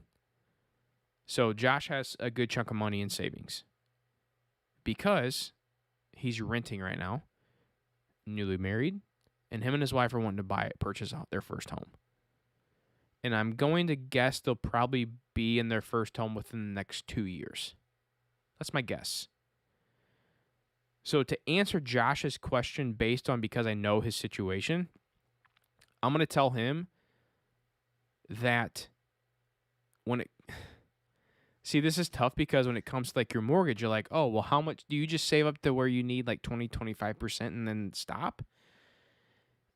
Yes. And knowing Josh, his situation, where he's at, his wife's job, his job, I'm probably going to say this. Figure out how much you want to spend in a home. Let's say it's $300,000. And then figure out what $300,000 is for 20% down. So that way you're not paying PMI. So $300,000 is $60,000. 60,000, yeah. So I would be keeping a $65,000 minimum balance in my savings account because you got to account for closing costs.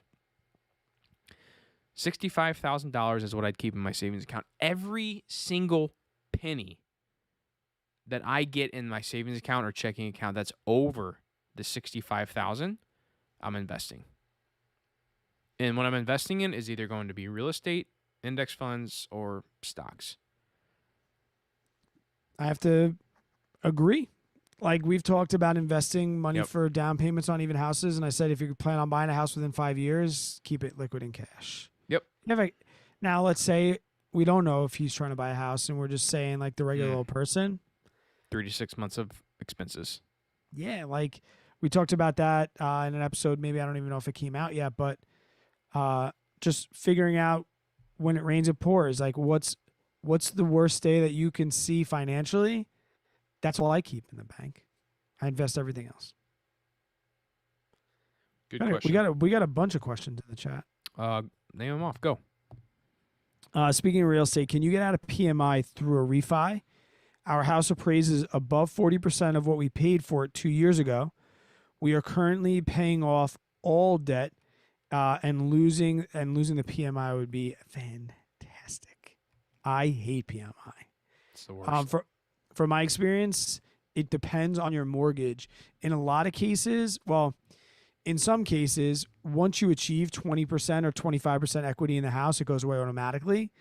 A rarity these days because banks know that if they do it the other way, then you're fine, good to go. But yeah, refi gets rid of it. Or refi will get rid of it. But as we mentioned in our episode that we did in person with my refi, like you have to make sure that you're going to recoup those closing costs on top of it. So in my old house, I had PMI, but I did not refi to get rid of it because I knew that I wasn't going to be in that house for 5 years. So I wasn't going to recoup the closing costs. So I kind of had to suck up the PMI. So it really all depends on how long you plan on staying there. If it's your forever home, I say refi just to get rid of the PMI. I would agree with that.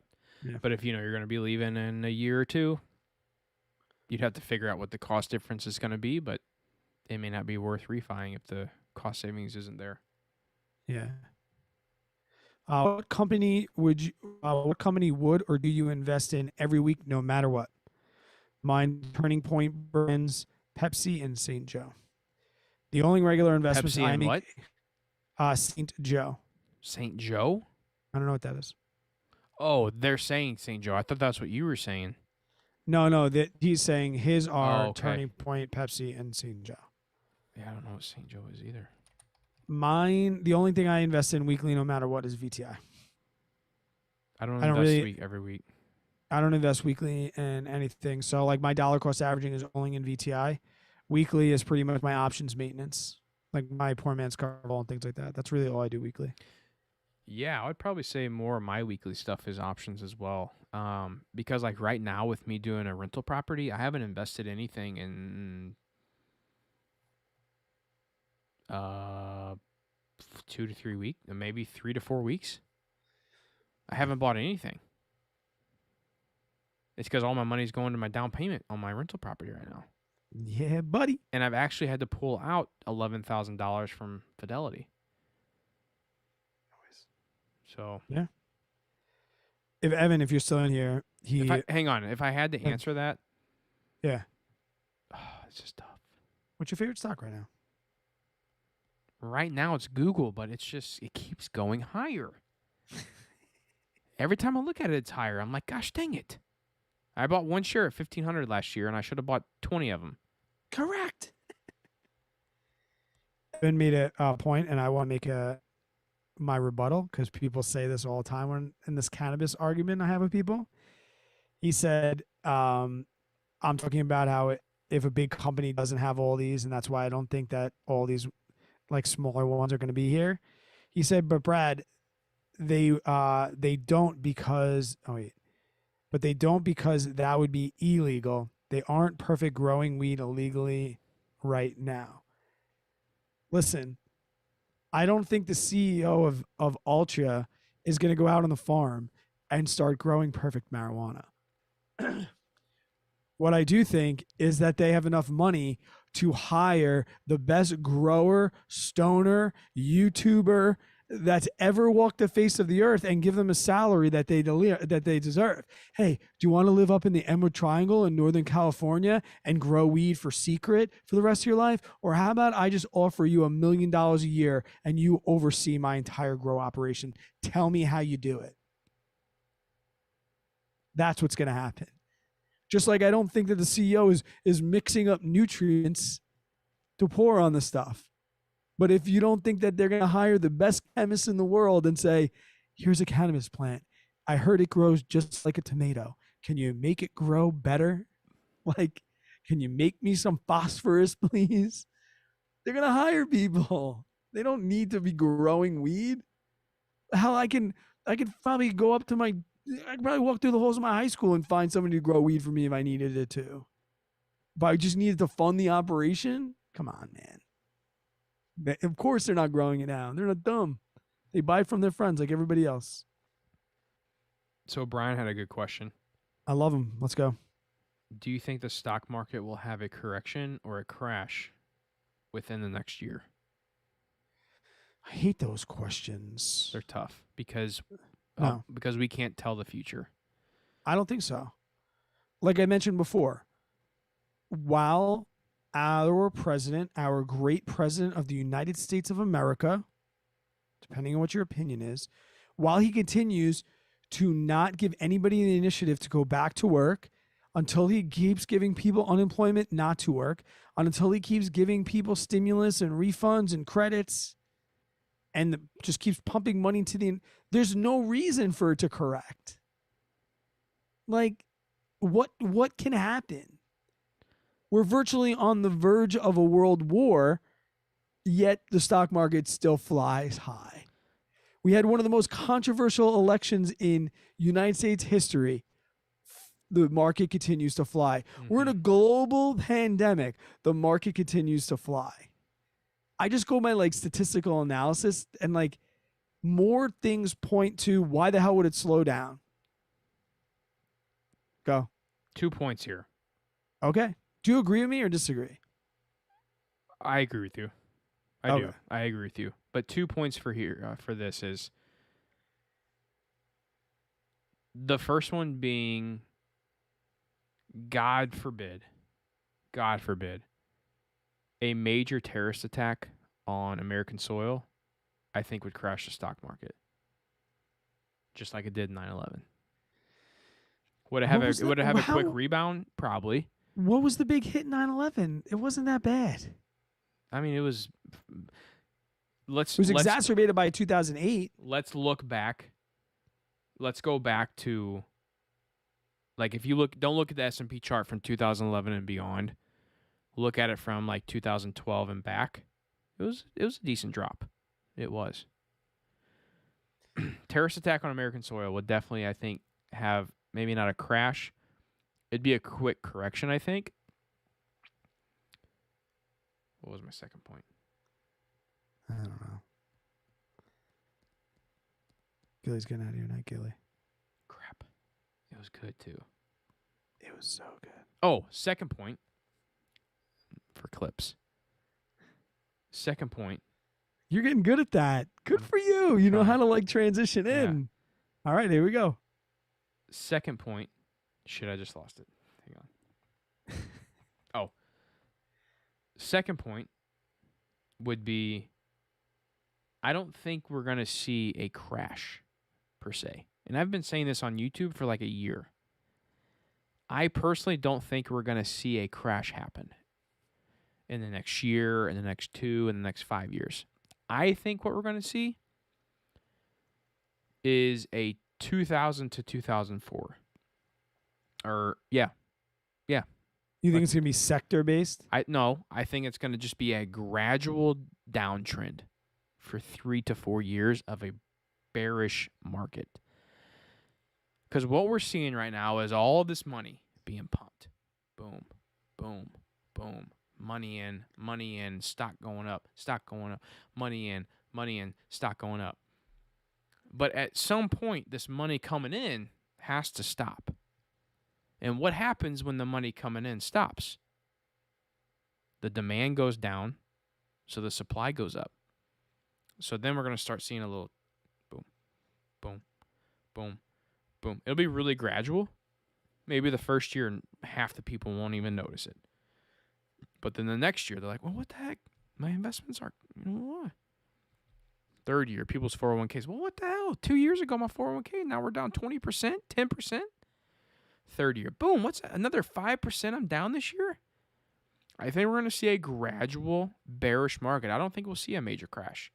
I think the next 3 to 5 years, maybe not next 3 to 5 years, but somewhere down the road, when this money stops pumping in, and the market kind of has time to recollect everything, I think we're going to see a long bearish market, and that's going to be tough. But that's also where good stock picking is going to come in. Dude, I don't think that the market knows the effects of the internet yet. I would agree with that. Like, and especially if they continue to underestimate the intelligence of people that don't have a finance degree. Like, I wonder why nobody's really mentioned like ever, and I think about this sometimes. I don't want to make the video because I don't want to be an idiot. But like, who's to say a part of this like raring bull market isn't the increased intelligence of investors? Like, if you think of how much volume has gone up and how many more people are buying, like, there was a time when all the buying and selling was just going on in such a small circle. And like news spread fast and it was easier to pump and dump and it was easier to hear bad news and get crashes. Now like kind of like how we just did, somebody mentioned something about Tattoo Chef. We're like, what happened? Wall Street Bets, a guy comes on, Jeremy posted something, got 600 likes, not that big of a deal. Boom, it's over. And I don't think the markets know that. I think the markets go up because people are more intelligent. And I think the way that people evaluate companies, that needs to evolve. The one bad thing about the value investors I see is like, they're so old doctor, old tools. I don't think that value investors give the internet and the people on the internet enough credit sometimes. Now, are there YOLO memers and weirdos and whatever? Yeah, but how many more people are just like you and I that are just investing and buying and holding? So it becomes harder to get in and buy stocks at a value because nobody's selling. So with that, supply and demand, if companies want to continue their value paths, right, where they're not giving out shares and diluting the company, while they're still trying to grow their dividends, while they're still doing all these other things, it's going to be hard for them to do that and then have people not sell off and kind of keep everything balanced. Like, do you think there's any validity to that? Like where, maybe it's our intelligence and I don't think our intelligence, was that a raptor? I don't know, it was a bug. I don't think our intelligence can, I don't think we know the ripple effect. I think people joke about this Wall Street Bets and what they did in February, which I can't believe has almost been a year now, but like that is just, I think that was just like the tip of the iceberg. How many groups do you think were like, wow, Wall Street Bets got too big? It's too big. Like we don't ever want to be that public. We never want to be that big. Look at Discord. My 16-year-old, like I said, student, 40,000 people in his Discord. Day trading. And do I think he's the biggest? Do I think he's even remotely a big trading Discord chat? No. Sure don't. Yeah. So I don't see. I need a reason other than like, when you go to the casino now at the roulette table, they give you like the last 25 balls. And like, that's like saying it's been black 20 times in a row. So it's got to be red now. Yeah. Everyone's talking about this correction and this dip being like, well, it has to come soon. Every decade it has to come. But like, they're not giving any reason for why. Well, I mean, they do say like overvalued this, that, and the other thing. But I think we need to redefine what overvalued really means. No? So if you look at the Shiller PE ratio, I'm trying to pull this up here. This is kind of based on how overvalued markets were in the history of the S&P 500. I'm going to pull this up over here. Hang on. Give me a second. Pull up a better chart. Okay.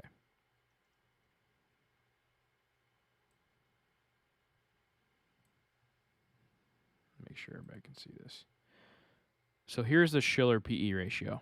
Hold on, bro. I just want to say this real quick. Go ahead. Brian K said, FYI, the first day of trading after 9/11 lost 7.1%, a day record at that time. Mm-hmm. The Dow lost 14% by the end of the week. Mm-hmm. All Which right, was 14%. a big drop by then. Back then. 14% is big, yep. So here's the Shiller PE ratio. Black Tuesday, Great Depression, it was at a 30. Black Monday, that would have been, no, that was not the tech bubble. So 2099, when everybody was getting rich on .com, the .com bubble. What was it then? That was a 45. And then what, this is the right before it crashed? Yep. Currently it's at 39. And this looks like it's a little old. So I bet we're at like 42, 43. Oh Yeah, no, but like, this is current. I'm sorry. It says as of 4 o'clock Wednesday, September 1st. but what I'm saying is there's no correlation between that's just you're picking a random statistic and putting it into a narrative. Well, there's other There's statistics to look at than just the Schiller PE ratio. right, but what I'm saying is like the crash didn't happen just because the PE hit a certain number. There was other factors Well, no, that's that not what you're looking at, though. I mean, you're looking at how. I mean, the chart we were just looking at, you can see. I mean, and you should know this. Look, being physics engineer guy, like that is a true outlier of those 2 or 3 different spots. A true Yeah. outlier. Something is going. Something has to happen. Now, I'm not calling a crash. Well, I don't know if it's an outlier unless you tell me what the average P has been over that same time period. Might have to do a quick. Like what is it? Like what does the line look Do a like? Is trend it like line. straight? Is it like straight, boom, and straight, boom? Yeah, What were the straights at? probably. Roughly. Hang on. Because then it becomes really interesting. You're looking at around 15 to 20. Okay. So 19 points higher than the average. Yeah. Wowie. Yeah. Again, though, dude, like you said, though, this could keep going on for another 2 or 3 years, 3 or 4 years. I remember like asking people about stocks in 2011, like being the dumb college kid, like, oh, like asking older people about stocks. And I literally remember multiple people telling me, oh, I'd stay away from stocks. Stuff's looking way overvalued right now. Because it's coming out of 08 and 09 compared to that in the market at 2011. Could you imagine being a person in 2011 saying the market's too overvalued and looking at the next 10 years and seeing what happens? Brian said when interest rates go up, they'll go down. Yes, but when is that going to happen? So that's very true. When interest rates do go up, I agree the stock market's going to go down, but when are rates going to go up? That's a historical trend as well. But yeah, when is it going to go? Here's the thing. Yeah, Sam, you got 5 on it. I'm going to get a drink. I got 5 on it. Hit me up with a sack or something like that. I got 5 on it. He goes, let's go half on a sack. Isn't that the name of the song? I don't know. I got 5 on it. I got 5 on it. Let's go half on a sack. I got 5 on it. So here's the thing. If we go back, I believe it was 2018, Christmas Eve, the Fed announced that they were raising rates. I wouldn't say the market crashed, but the market had a huge dip. I remember leaving work Christmas Eve. I had a half day. And I remember CNBC listening to it on my computer. Everybody's freaking out because I was investing big time back in 2018. I think it was 2018. I have to go back and look. Maybe 2019. But the Fed came out and said they were raising rates. The stock market freaked out. Freaked out, man. I remember seeing my Robinhood portfolio diving. And me, I got excited. I actually did a lot of buying Christmas Eve of 2018 or 19 or whatever it was. But it was all around the Fed coming out and announcing they were raising rates. Now, when is that going to happen? I don't know. I personally believe it should have happened already. Just given the state of our economy and how everything looks. I'm not the best macroeconomics guy. But given what I know, I do think rates probably should have been raised earlier than now. I might audit AP macro this year. That'd be good. Yeah. I did business 2 years ago, and it was really good, and I have a free period during it. What's up? Can you take a question real quick? I got to run to the bathroom. So do I. Can we just take Let's just 5 do a quick on? yes, they take a quick 5 on it. So we're going to probably lose some people, See, but Brad and I are going to be gone for about 2.5 minutes. This is when I have in my OBS, be right back. 5 minutes. See you later. Yeah, I can't do that yet. I've been too busy. We'll be right back. Be right back in 2 minutes. Leave us questions, and I'm still recording. Brad, I'm sure you're still recording, so We're now. I have an hour and 10. Oh, let's gosh. go. Let's go. Do you know what the interest rates were when your parents peed on their houses as a kid? 12%, Yes. maybe. Yeah, 12, 13%. Yeah. I got 5 on I got it. 5 on it. I'll be right back. Sam, thank you. Thank you for jumping on the Brian Hun train. We'll be right back.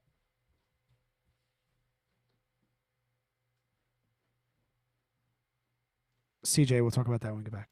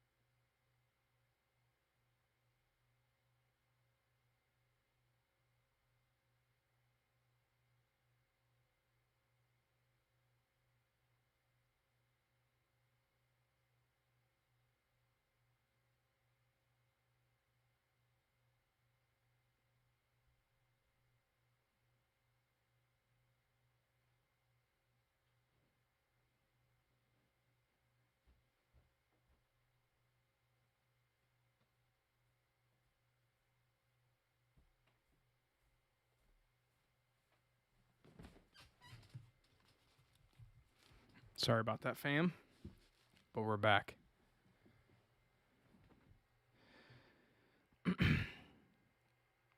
CJ John Wynn said, was there a beer of the day? So what I'm finishing up right now is a Sippin' Pretty fruited sour. It's from Waddell Brewing Company. It's pretty good. It's not the greatest sour by any means, but it's pretty good. And then I got I think I got a Golden Ale in the fridge behind me. But after that, I'm done. I don't have anything else.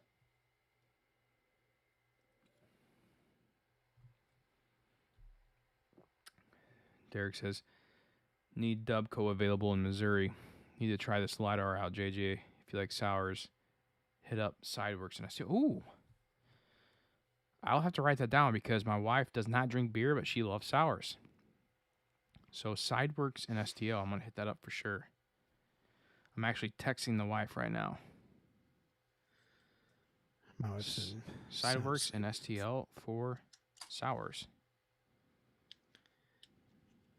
Wow, Boom. look at these interest rates. Wow. But yeah, Dubco's got some solid beer, man. Told you, Chris is top 5 brewer in the country. So good. I said 10. Top 10 brewer in the country. Yeah. Okay, I got some more questions for us, and then we can wrap this up. Someone said that we need to make I got 5 on it, the super chat widget when you actually do the widget that. one day. I got 5 on it. CJ, I'm drinking White Claws tonight because I got to work tomorrow. Here's a question for you. Is it actually for me? It's for both of us. Oh, lime sucks. I like lime. How do you peel? Oh, gosh. I like lime. What is the stock? And we're not doing index funds or ETFs. What is the stock you will always have in your portfolio and think everyone should? Didn't somebody kind of ask that? That was the same question from before. What'd you answer? You said VTI. I said no no index funds or ETFs. I want to know your answer. I said Google. No, somebody asked that. Like, what was one stock that you buy every single week and no matter what? Okay, yeah, that's a little. I guess that's a little different. But what's your? You never said your one stock though. Yours is VTI. So you're saying I can't buy an ETF? Nope. What's your one stock you're buying? And I'm only allowed to buy one stock. It's just the one stock you'll always have in your portfolio, and think everyone should. But again, the think everyone should part, that's just a question on Instagram. I'm a little about that. It's just for me personally. Mine's Google. PayPal is a close second. I guess none of those are dividend stocks. I guess we're asking ourselves like which company right now do we think can last the longest? Ah, I'm gonna go Burke A. You just said you wouldn't own them. Burke A? Yeah, I just did a clip. I almost clipped Berkshire Hathaway out and did a clip on it, and you're like, I'm not feeling it. And then me and Aaron Azevedo in the chat, we're vibing, boys over here. No, I said that it's a lot of money to put in one, but you said I can only buy one, so it's like I'm not trying to diversify out. No. Do you hear that? Yeah, it's me. It's my phone. No. I gotta go in airplane mode. I keep getting radio feedback. I was trying to pick a stock that's like most like an ETF, like Johnson & Johnson, but I'm not saying Apple. I'm going back and forth. Do I think Google's going to last longer than Facebook?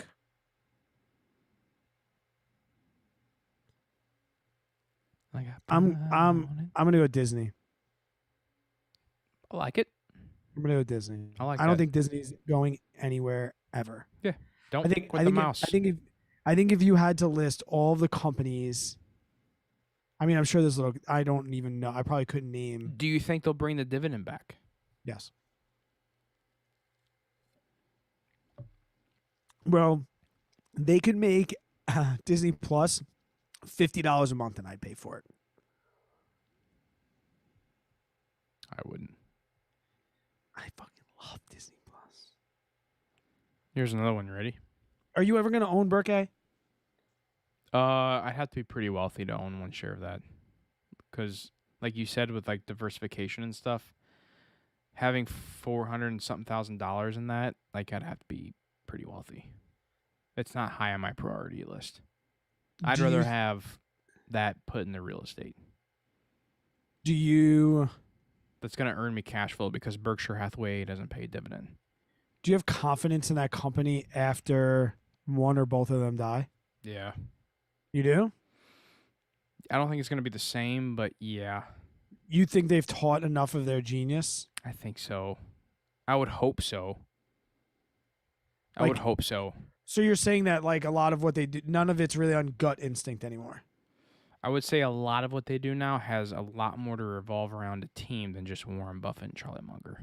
You think they just stamped the final approval? No, I think they're still in the trenches, but I think a lot of what happens now is a team-oriented. That it has to be. You don't think that Buffett is like the president where every day he gets like a portfolio or like a little folder of all of the things for the day that he needs to approve or disapprove or look into? You think he's like actively like seeking out stocks? Or yeah. I feel like he is. Dude, I feel like he gets to work, walks in, and then he has 3-4 people that are initially making contact with him, letting him know what's going on for the day, any big news, anything he needs to know about. And then I guarantee like at like 10 in the morning, he has a team meeting every single day with like 20 people and they all make the decisions. I don't know. I would guess that knowing him and knowing how he is with stocks, it's like his passion. Like the dude gets off to reading 10 Qs and 10 Ks. Derek asked if we're both Pepsi over Coke. Yeah. Yes. Yep. Ramsey's 7 baby steps or invest in real estate with goal of fire. What's goal of fire? Oh, with the goal of fire? Mm-hmm. What's the starting point? There is no starting point. Just answer the question. Well, the answer depends on what this person. If this Answer person's it however starting, you want. If this person's starting with 180K in debt, Dave Ramsey baby steps. Okay, that's a good way to answer it. So keep going. If the person doesn't have consumer debt and they've been saving their whole life, or maybe they've been saving through college, they get out of college, they virtually have no debt, they're not married, blah blah blah, invest in real estate. So can I read what I said to this question? Yeah, is it similar? Yeah, another great question. Honestly, if you are just getting started out on a financial journey and have zero understanding of how money works or investing works, I would say start on Dave's baby steps while trying to learn as much as you can about bettering yourself financially. Then focus on real estate and other avenues once you have that high interest consumer debt paid off. Right. Spot on. Yeah. I think any beginner out there, Dave Ramsey's the best way to start. I'm not against Dave Ramsey. Neither am I. I actually have a video coming out, possibly Friday, about the baby steps on my channel. Ooh, do you want a 2 for that? Cross promote? What do you mean? Like, I can probably put together a Dave Ramsey video, put them out around the same time. I'll put them out at like Monday or Tuesday. Go ahead. Mine's already filmed. It's honestly from like a year ago. I filmed it on the $4 channel, but they didn't get any love, so I'm posting it on my main channel.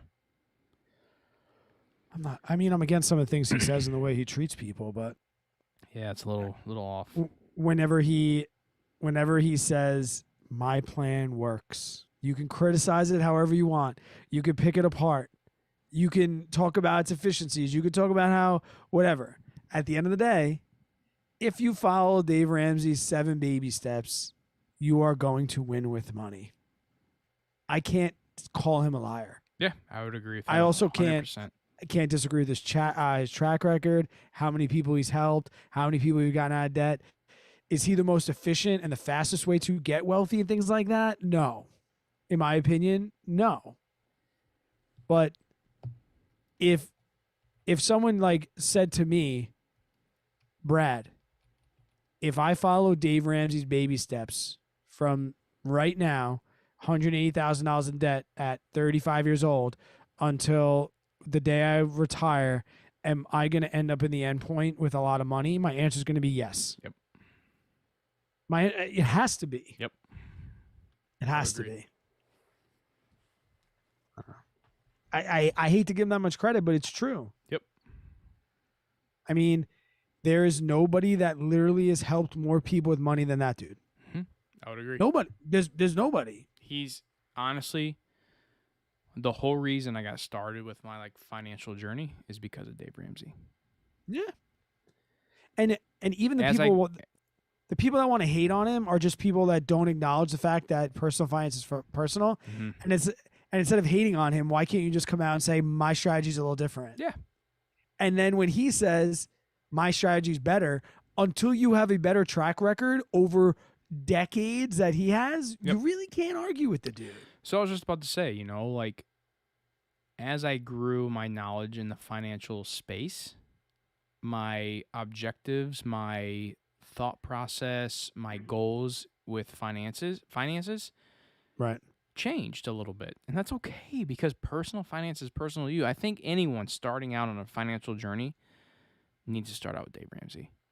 And then as you grow and learn, you can take on more practical practices and maybe a little less conservative than Dave Ramsey's route, because Dave Ramsey would shun me for buying a rental property with leverage. But if you know what you're doing financially, you should be able to buy a rental property on leverage. I mean, he also lives in a compound, and it's like, if anything, the best part about starting out with Dave for me was, and this is kind of what he gets criticized too about the way he speaks to people and but for somebody like me that I respond well when I am not belittled or bullied, but when I'm given the hard truth, I respond well to his teachings of being like, no, you're being an idiot with money, admit it to yourself and move on. I respond well to that. So if you respond well to that kind of thing, then I'm for that,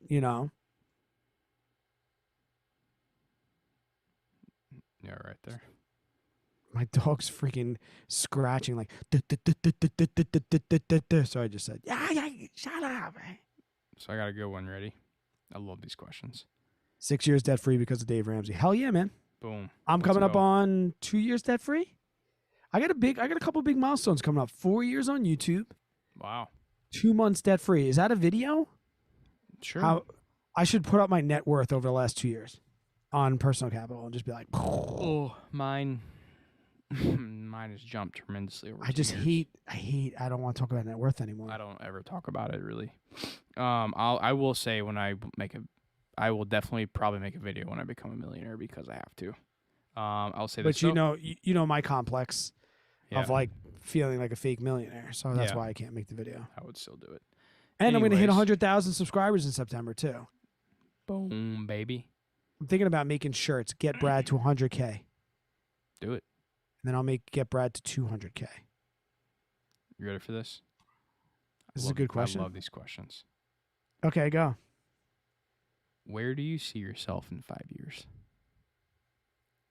I'm going to pause because I want to answer this question. Brad, best beginner bike without breaking the bank. Kids are learning to ride and need a bike to keep up. And I need a bike to... Derek, look at any Giant.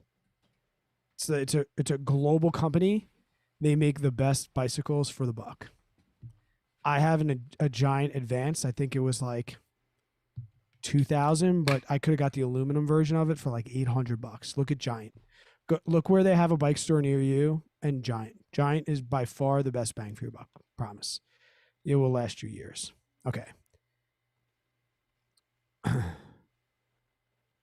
So, where do I see myself in 5 years?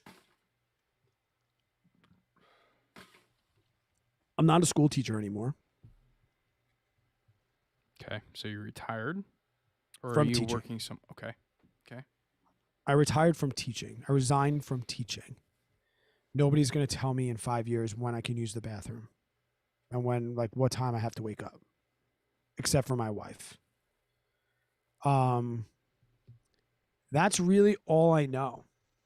As far as like the YouTube channel, I probably still make videos. I'd like to think I do, but then at 45 years, I guess Stock Mo, he makes videos. He's got to be older than me. Robin, Dollar Blazing, you guys would get along very nicely. I think in 5 years, I'm just gonna be like really pushing to get my wife done teaching. Maybe I want to have real estate, but that's like goes into money. I think I'll be okay with money. I'm okay with money right now. I definitely want to be. Can I ask you something? Yeah. Do you think you'll live in New York? I'll live in New York until my wife is done teaching. Okay. It is very, very, very safe to say that when Tara and I cannot take advantage of the high teaching salaries here, we'll move. When do you think that'll be, and do you think that'd be hard on your kids? I think, we can both retire right now. I think Tara, she's 30, 31. I think she'll want to probably teach because she loves it. And if anything, maybe she'll career change up to admin. I think she'd be a great administrator, which we can move for because admins get to pick their pay a little bit better. As far as, I think the kids will have a lot to do with that, but I think that as long as I make a move before my kids are in like 5th grade, I feel like I won't impact them too much, especially if I move and giving them a better life is a part of that move. I think you could be the new kid in middle school and still like not hate your parents. Like it's going to be awkward, but I'd also like to think that it's very, very reasonable to think that Tara and I homeschool our kids if school isn't for them. If my kids are academics, then so be it, but my kids aren't academics and they're adventurous or they're musicians or they're artists. I don't think I'll have anything against like putting Avery into like a music school or an art school or something like that, or just, I don't know. The only thing I really know in 5 years is that I hope to be done teaching, and I want to be, I really want to be healthier than I am right now.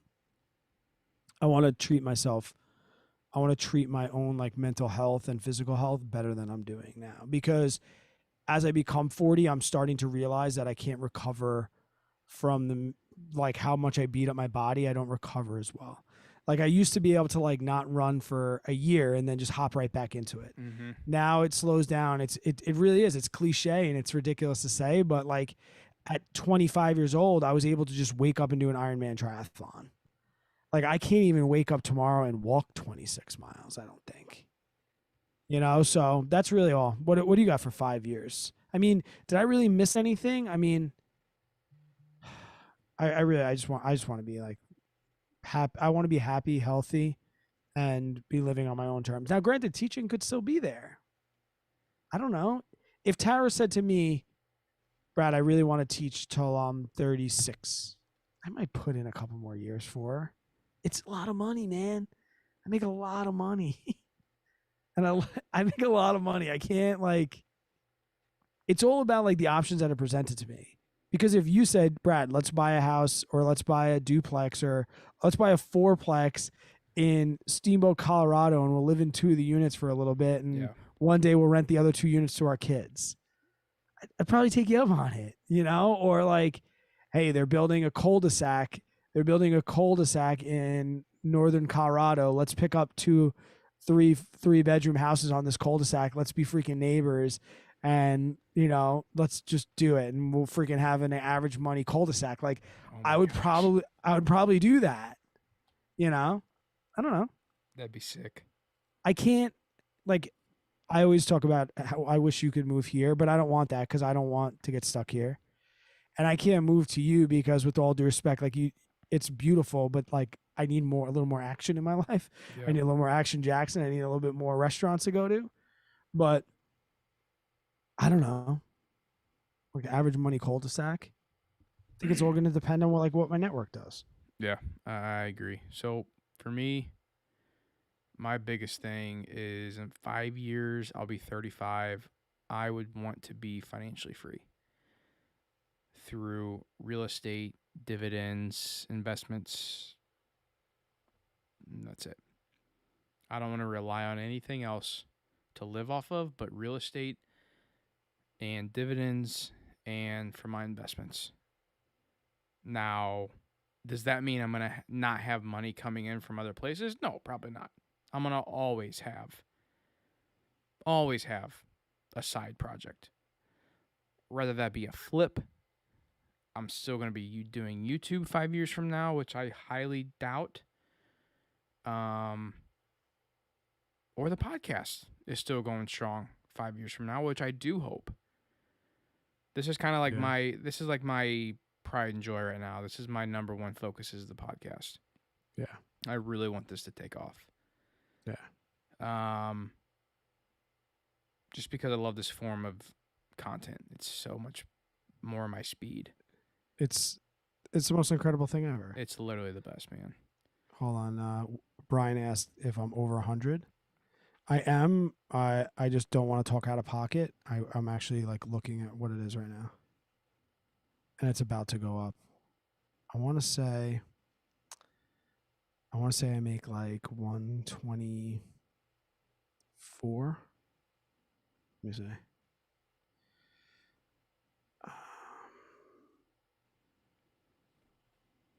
So, yeah, I make.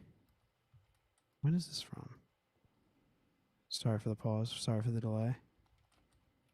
Let's go to 5.3. Because there was something on here I didn't see. Oh, here we go. So my base salary is $110,363, and my clubs come out to 68,000. I'm sorry, not 68,000. $6,822.34. So I make 116, and I cover about 4 classes a week. So that's an extra $200 a week. So 200 times 40 is another 8,000.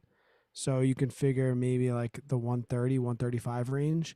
And then picking up ACT, chaperoning other things. I want to say that I try and get to 150. 150 is a big year for me. It keeps going up. And my wife is pretty much the same. She's pretty much the same. All right. I got some Q&As I want to get from today's post. Okay. I have some too. Yeah, I have some too. Let's just do rapid fire. You don't want any more clips? Well, no, we can We can't get out of here until Hun's $100 chat is done. We got an hour and 20 minutes, but honestly, dude, I'm okay if we have a 3-hour podcast episode come out. Ready for this one? Yep. What's a good time to take profits? It's the hardest part, right? Selling is the hardest part. When you need it. It's easy to buy it. It's harder to determine when to sell it. Can I Yeah. answer it? Yeah. So if One it's second. in a short term or a more speculative stock, or, well, maybe not speculative, but short term options play, whatever it is, my kind of go to is 100%. If I hit 100%, I'm taking profits. Either I'm just getting Yeah. out of the position alone, or I'll sell half of it and then I'm, playing with house money or whatever it is. When it comes to my longer term stocks, I don't need to sell for profits. I'm holding them forever. Now, if I have one company that just is on a freaking will not stop, let's say it makes up 25% of my portfolio because it's just gone up that much. And it's more, and let's say it was one of my speculative plays that just turned into an amazing stock call for me, Palantir, then that may be a time where I may like think about selling off some just to lower that equity position and deploying some of that profit into other positions to raise that equity position back up. Yeah. See, my leaps is like 1,000% maybe. No, because I've Vuzi, I'm over 1,000%. I think. Am I 1,000% or 100%? I can't remember. It's a big No. difference. Hold on, I think I'm That's a 1,000. big difference. It's like what did he just say? I want to say it's 1,000. I can look it up right now.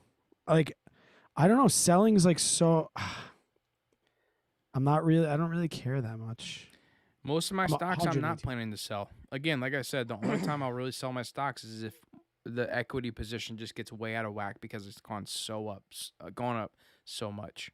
One of the funniest things I've heard Jeremy from Financial Education say recently was like, people ask me like, "What's my exit? Like, when am I getting out? What is this? What's that?" And like, he said that when you go on dates, you don't like sit down. Hey, how are you? And by the way, how long do you think we're gonna date for? So true.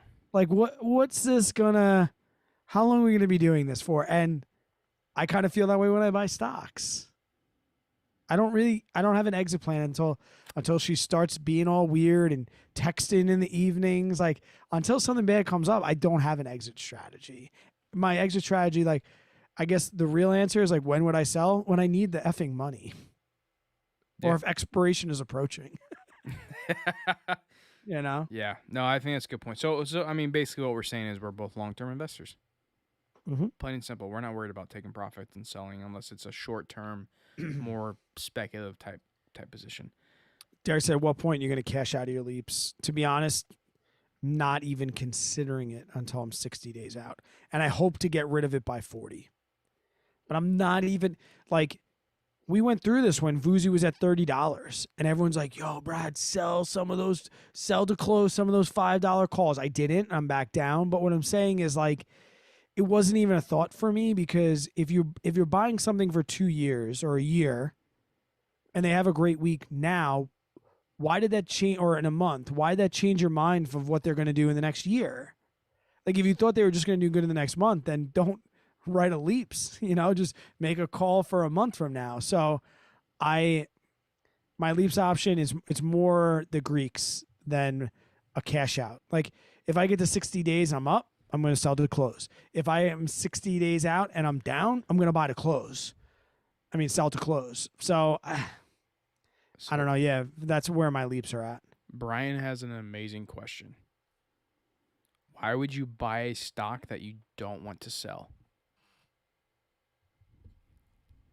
I mean, there could be a number of different reasons why you'd buy a stock you didn't want to sell. I think first and foremost, we see these dividend investors, right? They buy a stock solely for the purpose of generating passive income through dividends. Can I say one word? Yeah. Apple, Google, Microsoft. Those are 3 words. 4. I know. Well, I can list a lot. Yeah, but no, what he's saying is it's the same as buying a house. Like, if you have $100 million in Apple stock, that does nothing. That means nothing unless you sell. Depends if you want the money. Like, the money's only But yours. you're also earning dividends from that stock as well, too. But you're also going to be thinking about, as Apple grows throughout the years, that's that much more money you could have made. Okay, well, right. So I gave the reason of dividends. What's your reason for buying a growth stock if you never plan on selling or if you don't want to sell?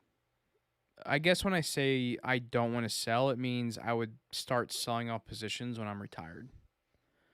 Like when I'm 60 or when I'm 55 and I'm starting to use the 4% rule in my portfolio, that's when I'm selling off those positions. Yeah, and I would say same as I just said before. Like, when will I sell? When I need the money. But But I'm not looking to buy a stock and like trade it 2 years down the road or 3 years down the road because it's shot up 50% or whatever. Like when I buy a stock that I think is a stock or a company that I think is going to be around, which is 95% of the companies in my portfolio that I think will be around 20 years from now, I'm buying to hold it because one, for dividends or income, but if they don't pay a dividend, I'm buying it because I think that business will continuously grow year over year over year. There may be some hiccups. There's definitely going to be some hiccups. But if you look at historical averages, if you're in and out of positions, in and out, in and out, in and out, in and out, and then you got Joe Schmo over here who buys Google, Apple, Microsoft back in the 80s and holds them for, well, I don't know if Google was available in the 80s, but you know what I mean. Buys those stocks back in the 80s and holds it till now. What do you think his portfolio looks? It's like this. Straight up. I guess the point is, like, when we say we don't want to sell, that doesn't mean we're never gonna. Yeah. I think it more, when I say I I don't also ever don't. sell, it means I'm selling in retirement.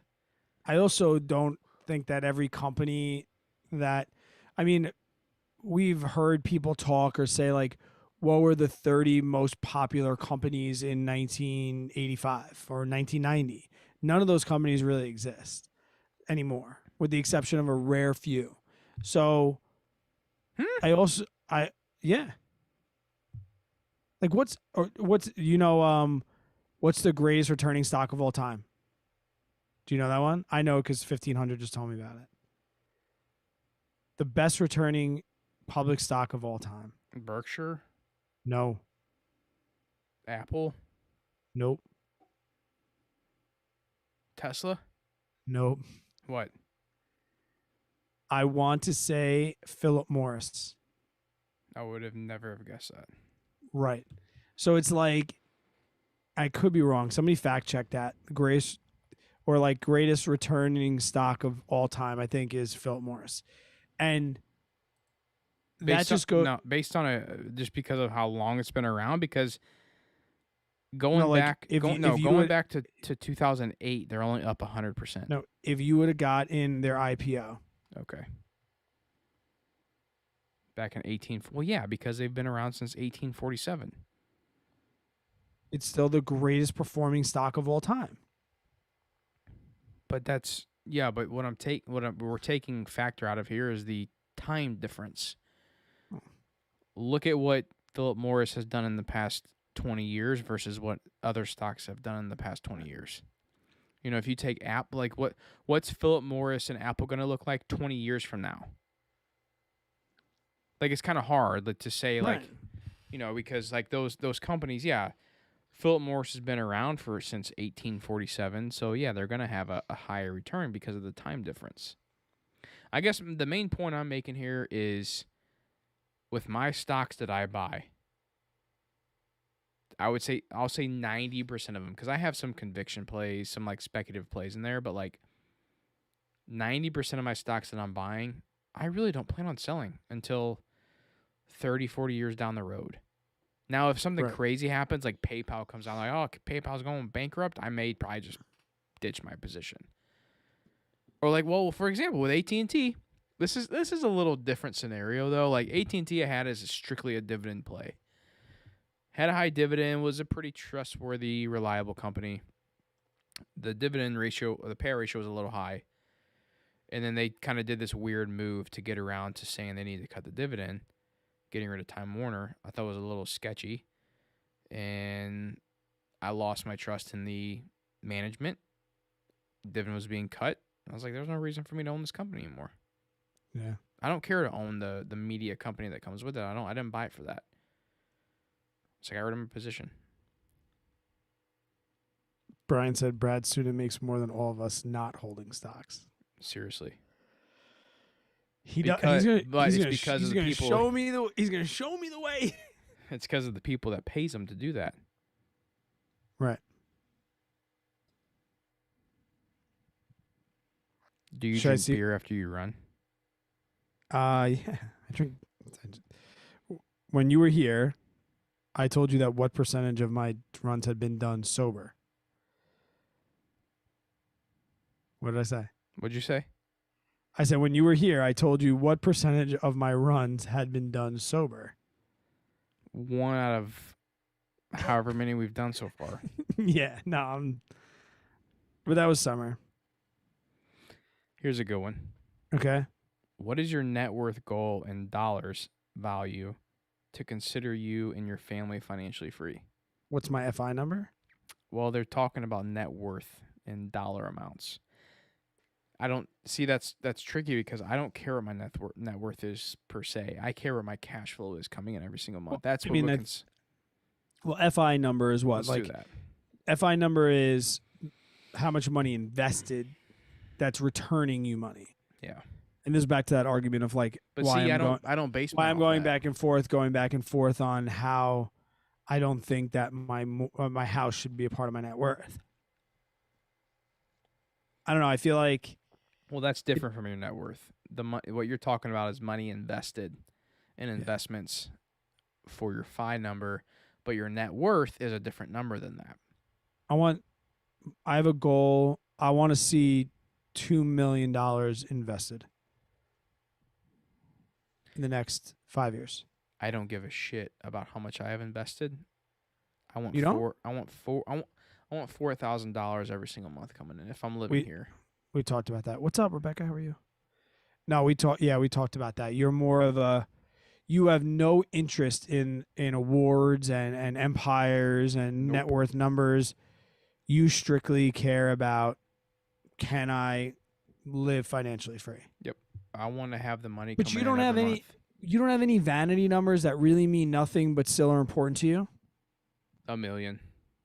Invested? No. $1 million net worth. You know, like my 100K on YouTube. Yeah, $1 million Like net worth. vanity number that means nothing, but it would be super cool. That's mine. That's $1 what my million net worth. That's what my 2 million is, so I can say I'm a multi-millionaire. That's why I picked 2. It's solid. I just want to be multi. But that's really all the money. Yeah, like I think when you're debt free long enough and you start to see money work and you start to trust the process, you stop thinking about like end goal money amounts. Yep. I think it's just as easy as just being like, man, I did what I have to do, and now it's just a matter of waiting. It's a waiting game now. You know? Yep. I know your answer to this, but this is another question. Okay. PBR or Miller Lite? PBR. That's mine too. What's your favorite credit card and why? Chase Sapphire preferred. So that- The bonus is awesome. They waived the fee for the second year. The Ultimate Rewards portal is sick. Gives you so many different options. I really like the word Sapphire. I really like the blue card. I really like Chase. Yeah. I am gonna switch soon though. I'm rocking the Capital One Venture card right now. But I think I might go up to the $550 fee, Chase Sapphire, the reserved. I was looking at the perks, and they give you a $120 Peloton credit, so I'll get that because I have a Peloton. They have $300 of travel credit, which includes gas. So that's $420 right there. See, that And just they- seems like so much of a bother to mess with. And they have 60,000 points, which historically I can convert to about $900 worth of rewards. Yeah. So the $550, I'm going to make $500 on them easily in the first year. So I think that's going to be I'm going to go to the preferred I mean the reserve. I have Chase Sapphire Preferred. I am going to make the jump up to the reserve very soon. So I used to be a Chase Sapphire guy. I recently made the switch to Fidelity, and I love it because it's money that just goes straight into my brokerage account. Two great questions. I'm gonna read Dade's first. Brian said American Express Black. What's each of yours in goal when you're 60 and it's just you and your wife? Travel, boat, RV? Not to be that guy. I just want to be alive at 60. That's my only goal. Fair enough. Actually, my only goal is to be 18,399. Yeah. That's it. I mean, for 60, my kids are still kind of young. They're kind of like, I mean, I want to be a grandpa. I'm not going to be pop. I hate that shit. Yeah. I'm a Paul. My dad's Paul. I'll be Paul. Yeah, I'm gonna be grandpa. Yeah. Or Brad, whatever. 60. I just want to be alive. 60 be alive. By then I'll be retired for many, many years. So I've already traveled. I don't need a boat. I've seen like having a boat's like having a pool. It's just a money suck. I don't think I'll ever have a boat. RV I might be a traveler, but so I've said it before and I say it again. When I disappear, I'll be in the high mountains of Colorado. My ideal 60, 50, 45-year-old is like a 55-degree morning, 50, 55-degree morning, sweatpants, thick pair of socks, hoodie, hot cup of coffee, coming out onto a porch and just looking out on views. That's how I'll know I made it. So Lindsay and I talk about this all the time. And we say if Mason and Millie are at two separate ends of the United States, let's say one of them goes to LA, the other one's in New York. We said when we're at that age, whenever that age is, let's say they're 20, so that'll be about 15 years from now. So I'll be 45. When I'm 45, Lindsay and I said we're going to have an RV and we'll just go back and forth. We'd go from LA to New York, New York to LA, LA to New York, New York to LA. That's my goal. Family is number one to me, and wherever my kids are, I'm going to be that annoying dad, and Lindsay will be that annoying mom. We'll give them their space, because I know how it is. So my parents live 4 hours away from me, and I wish they were closer. I would give anything for my mom and dad to be able to come to a barbecue on a Tuesday night and then go back home and go get up for work. So family is the most important thing to me, and being able to like be close. And if both my kids are far away, then being able to transfer from one to the other, especially once kids get into the picture and I'm a grandparent, I'm a Paul, then that's what's most important to me. And I think our transportation of choice would most likely be an RV, just to be able to kind of get out and see the world and see the United States and maybe go up to Canada, maybe go down to Mexico, just kind of do whatever. That's my biggest goal. It's just, and if both my kids stay close to home and they both want to raise their kids in small town living like they were raised, then that's more power to them. And then we'll just all travel as a family, and hopefully I can just buy, like, what would be amazing, and then something else Lindsay and I have also talked about, is we would love to be able to take our kids and their families on like an annual trip that's paid for by us. And we go somewhere different every single year. So one year we take Millie and Mason and their families to Hawaii. And then we all just stay in a big Airbnb. And then the next year we're going to Colorado. The next year we're going to Greece. The next year we're going to Australia. The next year we're going to Mexico. The next year we're going to Canada. Just every single year is somewhere different. And I hope I can obtain enough wealth to be able to do that. I don't know if I will, but hopefully I can.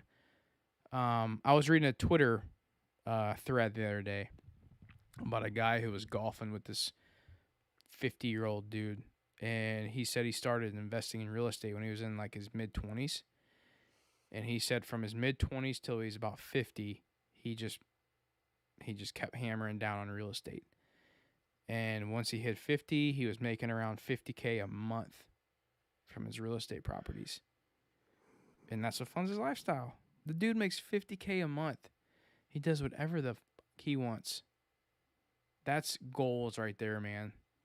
Like the homes I'm buying right now, these little bitty rinky-dink homes, I'm hoping 20 years from now, after I've replaced the sewer lines twice, and all this bullshit, I hope that I'm looking at these homes being like, that's my future right there. Hunt said he's working towards his pilot license so he can travel wherever he wants. Oh, I love that. Sick life. Love to get my That's pilot's great. license. That's awesome. I would love to get that. That would be amazing. The only question there's a question in my chat, in my Instagram, tips for proposing. 1, get it filmed, either by a professional videographer or by a friend. And then 2, just kind of understand what your fiance wants.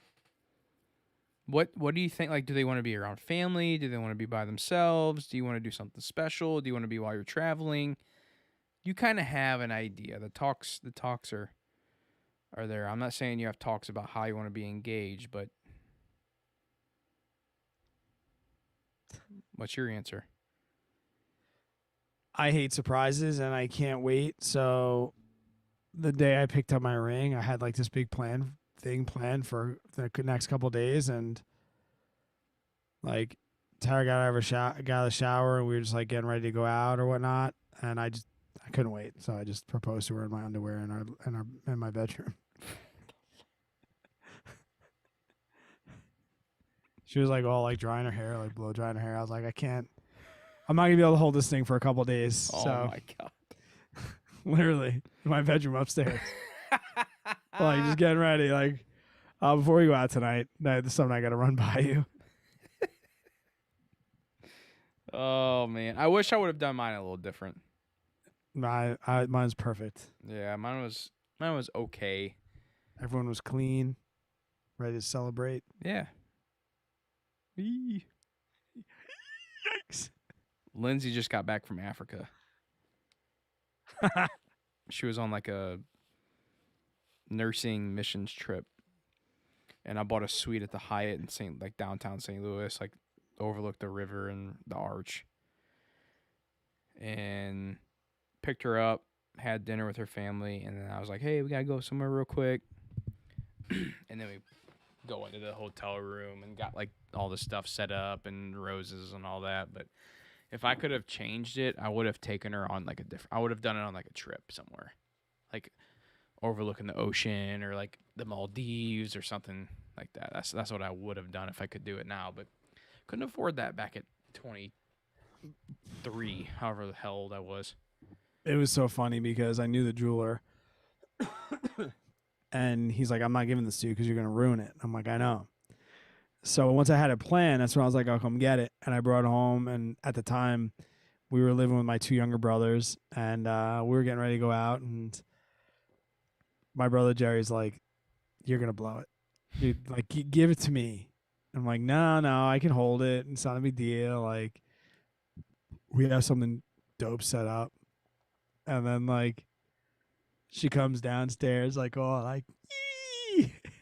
And I come down, like, after her, like, looking at my brother, I was like, and Charles like, what the fuck happened to the plan? Oh, my gosh. And then Terry goes, there was a plan? I'm like, no, this was the plan. They didn't get the updated memo.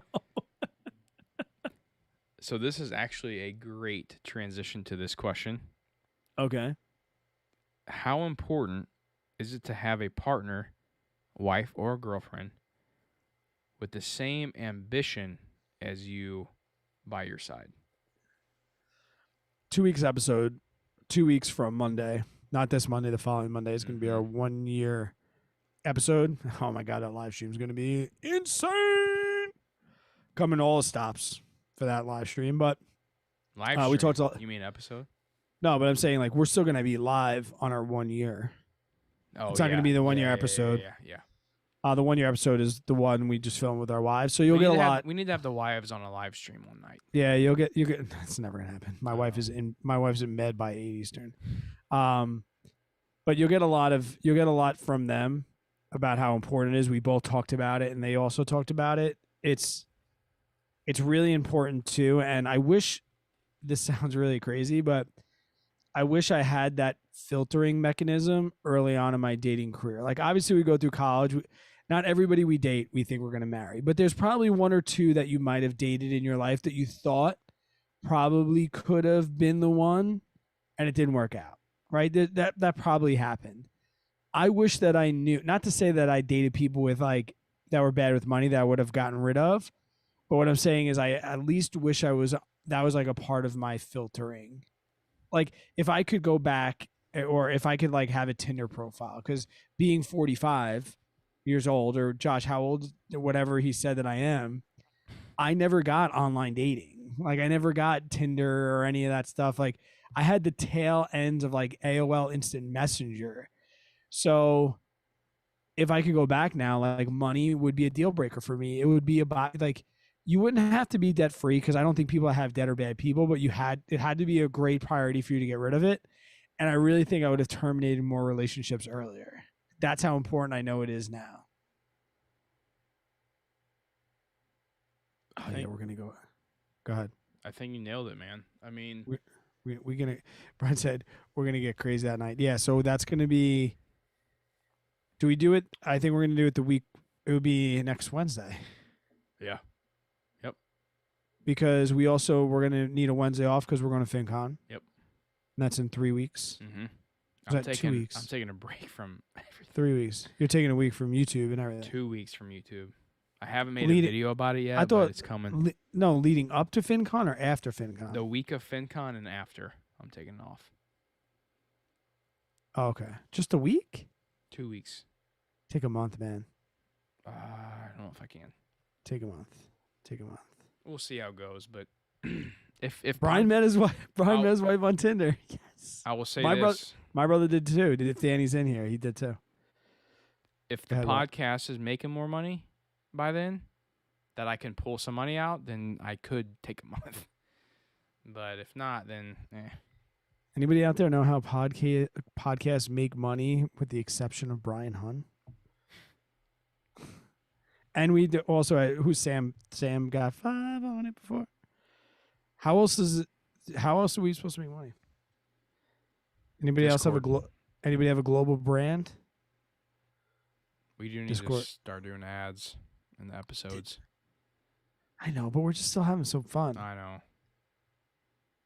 But What's the status of the 100K trip? It's going to be in the spring. It's going to be for our birthdays. Yeah, that's a good idea. Yeah, it's going to be in the spring. There will be 100, but I think I want it to be, maybe it's going to be 1 million. Could be by then. Million. Definitely could be. Now that we got this website, averagemoneypodcast.com up. Oh, guys, just go there, just click it and leave. Yeah. Like I just want Bryce to know, like, oh wow, people are coming. averagemoneypodcast.com. $1. averagemoneypodcast.com. Rebecca, I gave you free access to my Discord. You don't chat in there. Get in there, girl. Robin, tell Rebecca to get inside my Discord. Get in the chats. Corey, tell her. People are in there. This is fun, dude. This Yeah. is maybe the longest podcast we've ever done. I've been recording for. I know my computer is like, I'm going to use up all the memory. I've been recording for 2 hours and 5 minutes. It's been good. I say we do a little sign off here, and then How are we going to clip that, dude? This is going to take forever. it'll take a while. Brian wants help with merch. Let me know, man. Let me know what your cut is. Yeah. Like, merch is like, same with the brewery. Merch was like free advertising, so it's like there's no like real profit to be made. Even what's going on in Teespring, we're not making any money off of that. No. Like, we made the price as low as possible so that like we at least broke even. We probably make like 75 cents a t-shirt. Dade Hatzer. They said that on a special basis. Not quite sure what they mean by that, but still trying to figure that out. I'm taking on the hats. Okay. When you were here, I showed you that website. I reached out to that Yeah. dude. So we're gonna do the same ones that you have. Would you say that style was Edwards or whatever? Richardson. We'll do those. We're gonna do some beanies. We're gonna do some pom poms for the fall. Awesome. Pumped. Yeah, with a small patch. And like, I'm a fan of like the trucker hats too, but I think we'll do like trucker hats and dad hats in the spring. Okay. Yeah. Cool. You want to sign us off?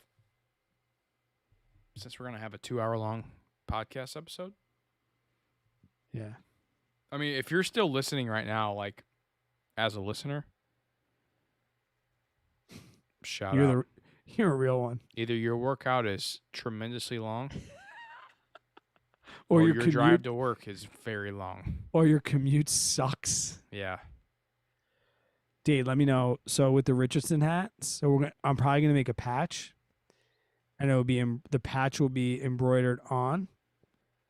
Do you want it like square in the middle of the hat?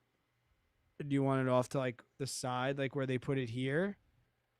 Let me know. I did post in the Discord. What are you drinking? Yeah, there's a what are you drinking? Guys, thank you so much for listening. Like I said, like JJ said, if you're still listening, you're a real one. And hopefully you're in on the live stream. This is a true podcast. I mean, I feel like this is what podcast started from, is just conversation. Do you want to test and just post this unedited? Absolutely. Just to see? Absolutely. But dude, if we get our first 4-star, it's going to crush me emotionally. Somebody gave us a 1-star, so who cares? Nobody gave us a 1-star review. Yeah, huh? On Apple. We've gotten 1 star. No, that's a 1-star rating. Nobody's given us a 1-star review. Oh. You mean like somebody writing text? Yeah, with stars. Okay. Those are all 5s. Yeah. I feel like I need to go on there and just make a 4-star so I can just get it out of my system. God, you worry too much about that shit. Yeah, I'm analytical. We can't get out of here until Brian Huns. Well, no, we're not leaving. We just need to sign off the podcast. Let's do that. Let's just finish that off, and then we'll stay on here. Please do that for me right now. Please. So you can turn the AC on. Guys, thanks so much for listening. Maybe if you like it, maybe we won't edit them down and we'll keep them more free flow like this. With that said, JJ, turn on that air conditioner. Have a great night, everybody. Dollar Blazing says she listens to us at 1.5. All right, well, listen to this part. Because if you listen to this part right now, it's going to be really, really fast. And you won't even be able to understand what. I listen to us at 1.5 as well. Average Money Brewing. I have very strict stipulations on my second brewery. That'd be sick, dude. There's only a few people. I might be signing. Hang on, Samuel. I got 5 on it. Yes. I got another 5 on it. Let's go half on the sack. Put that on. That's a good one. Thank you so much. I got 5 on it. I got 5 on it. Oh, I am with that and no weed. I got 5 on it. Yeah, look that one up. That's a good one. Average Money. I might be signing paperwork on a new brewery in FinCon. I might be going to another brewery. I have very, very strict rules on my next brewery. Many people have asked me to partner in a brewery. Many people have asked me. My non-disclosure just ended, so I am now a free agent in the brewery market. And the people that have known about the non-disclosure agreement and knew that I could not now know it's over. And somebody made me an offer that I might not be able to refuse, and they met all of my criteria for owning a brewery. So the next time I'm going to see that person is in FinCon. We might be signing some paperwork. I got 5 on it. Because if I can be a part of 2 breweries, that'd be the best. The best. Beers. Brad, the 100K Sour. JJ, 110% lager. Dude, I don't know what did it feel to hit 100K, man? It was pretty sick, dude. But I hit 100K in the craziest part of my YouTube career. So I feel like, yeah, you hit 100K when everything was good. everything was nuts, dude. I literally at that moment in life, I don't know, minus my kids being born and being married, I don't know if I'll ever top that. Yeah, like when I hit 100K, it's going to be just like another day. Yeah, like I literally took the wife out to like a $200 steak dinner on a Tuesday night. I would love to hit it at FinCon. Oh, man. Oh, it'd be sick, dude. Oh, man. It's not going to happen, but. Post more content. Leave me alone. Ryan, thank you so much, bud. And thank you. You're the first person to like, retweet, promote my content on Twitter, too. I see your name every day. So thank you so much, guy. I really do. Ryan Maraki. He's a long-time subscriber, follower. Ryan. Yeah. Always on the retweet. Love it. Thank you so much. Yeah, man, I kind of want another brewery. Wow. Aaron said, so hang on, let me glad tell I you caught this. the live stream. I listened to the entire podcast series over the last month. Yikes. How do you top Dubco? It can be done. So there is a can be done. brewery I for will- sale in St. Jim, which I know you're not down with St. Jim, but I texted my brother and I was like, dude, let's start something here.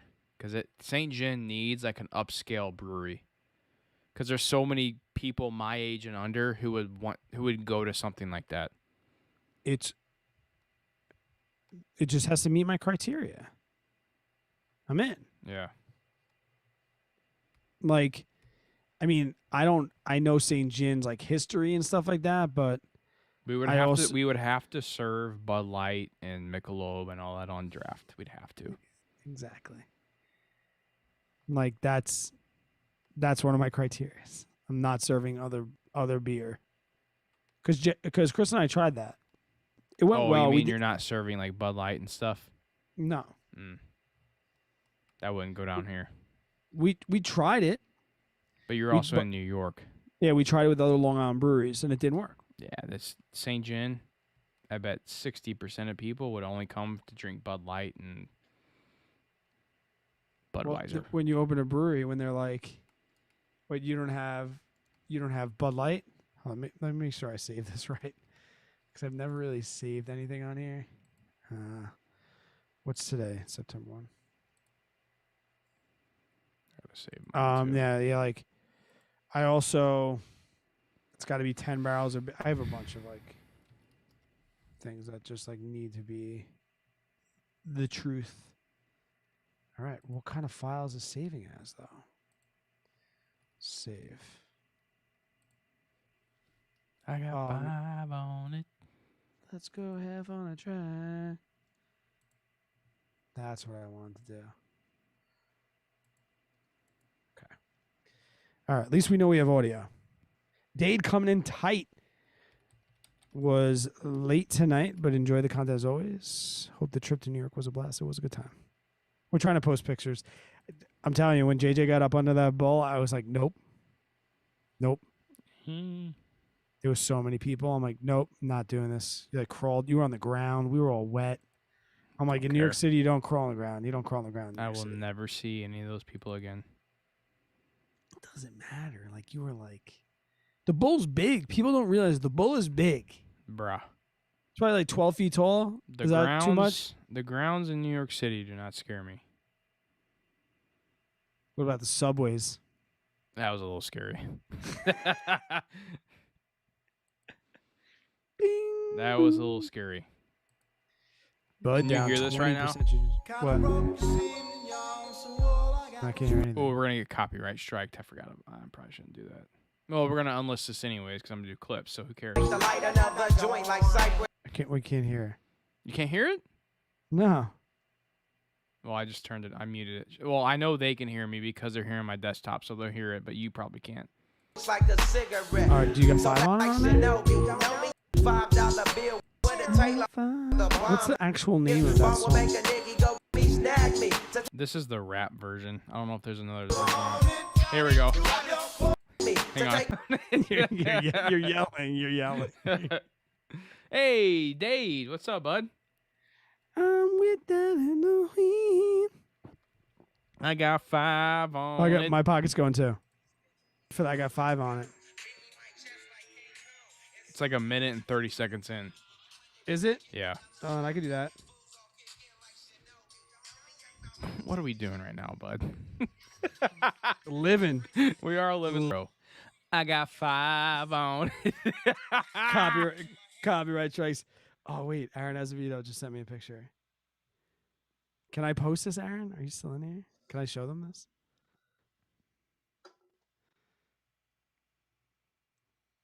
What he said? Wait, hold on. I got 5 on it. He said 12 years ago. Oh wait, I gotta get it out of my focus. Just hold it there for like 5 seconds. It'll zoom in. Oh, wow. How long ago was that? 12 years ago, but he's got the thumbs down. Yeah, what the heck, Aaron? You gotta have you can't. You gotta grab them suckers right there and just grip I them. got 5 on it. Everyone's like, Aaron Azevedo, it's going to know. I got 5 on it. Soon as the chat is done. Yeah, I gotta go to bed. It's 10:30. I gotta work tomorrow. Yeah, you do, man. It's 11. Oh, and the Jameson's out. Now where are the super chats? Brad, finish the bottle. Oh, see boy. See how much is there? That's worth the super chat. I may send one in for that. Make you feel like shit tomorrow. Impossible. Possible. I got 5 on it. Is that it? Well, we gotta wait for Dade. Gotta wait for Dade. I think Dade said that that he was going to the doctor. He went to the doctor. I hope everything's good with the baby. Yeah, he said it. His wife had his first doctor's appointment today. That's, oh, dude, it's so exciting. Oh, he said the thumbs down was because the market sucked in 2009. Oh, yikes. So he was See? giving a thumbs down to the financial district. I don't even remember the markets in 2009. I was graduating high school.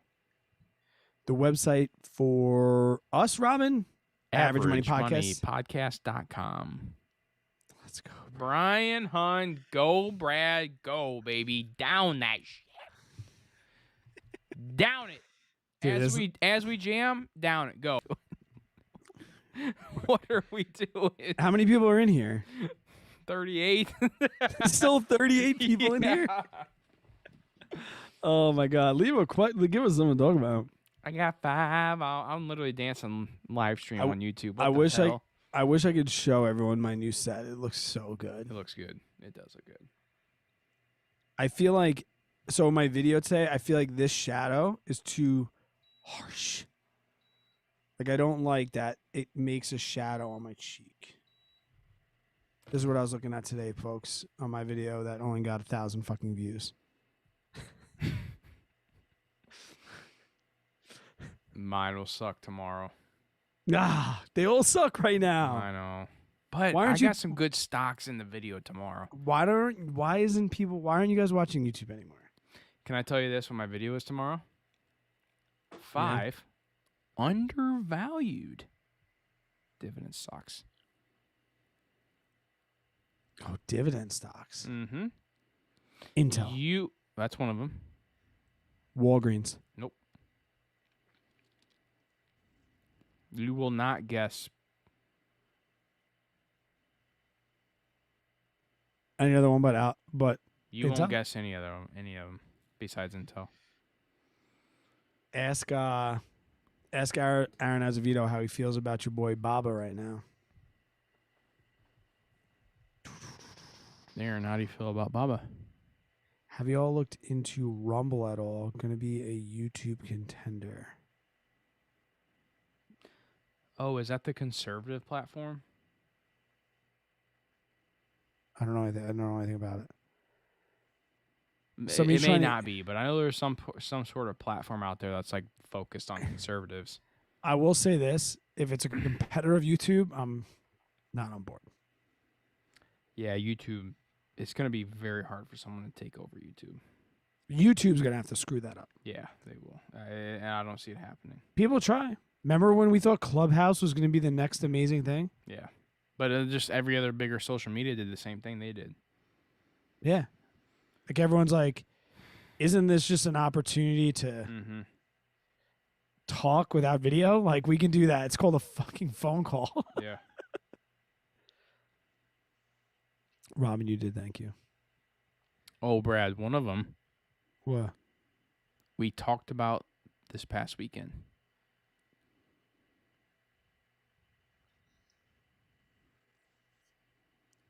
Think about it. Everything else, I don't think anybody would guess.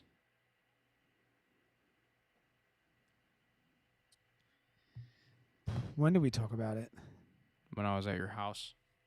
Yeah, I mean, you were at my house the whole weekend. We didn't talk about many stocks, though. We didn't have many stock talks.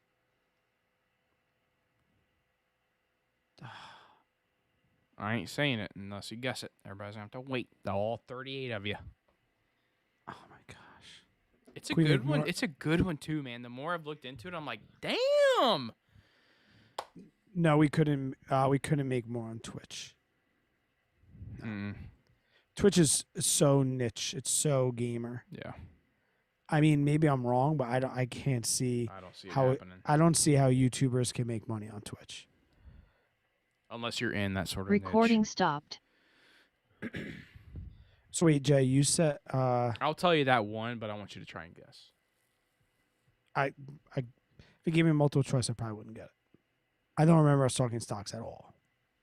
Hang on. Also was drinking. No, you weren't drinking when we were talking about this one. I'm going to show you this. You ready? Hang on.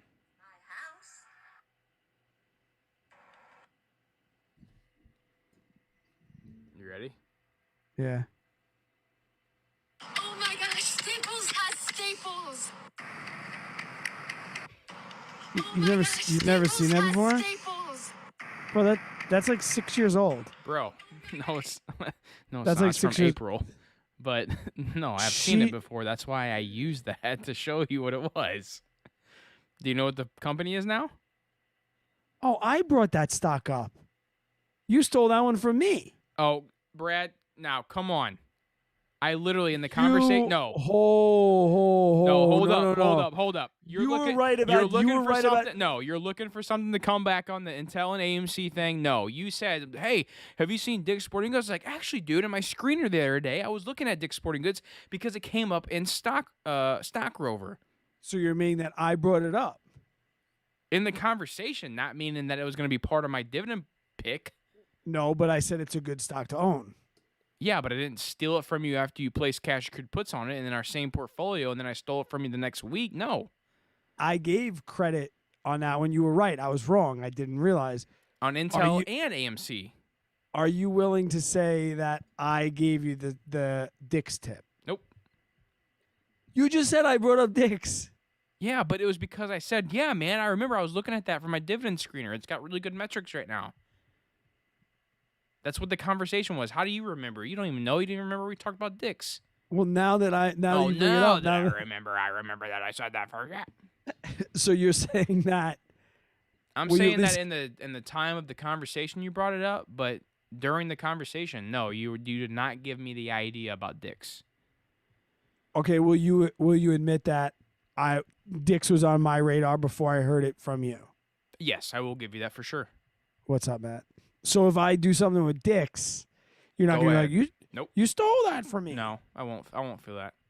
Dick's is severely undervalued. I think yeah, it is. I think Dix was I will say Dix is definitely on. Are we your list. giving watch lists now?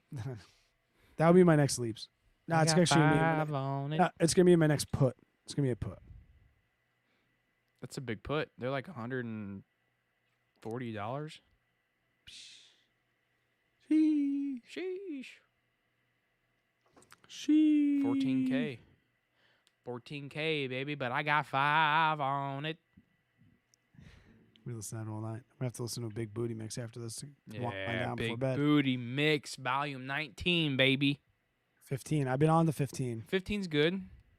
18, 19's probably my two favorite, but 15's good too. 17 is trash. I haven't. They I'll should have t- to they listen should- to it. They should take that one down. It's so bad. Ugh. Let's go have a If you guys don't know what we're talking about, Big Booty Mix, just look it up and have a great time. Two friends, Two friends. right? That's who makes Yeah. them. You can't find. You have to find them on YouTube though. No, they're on Spotify. Yeah, but I find like the playlists are on Spotify, but not the actual. Like, how do you search them? Like, I search just always into. type in Big Booty Mix, and then some of them pop up. I don't know if all of them do, but there Nah, are some on. That's a playlist. Is it 1 hour straight or is it a playlist?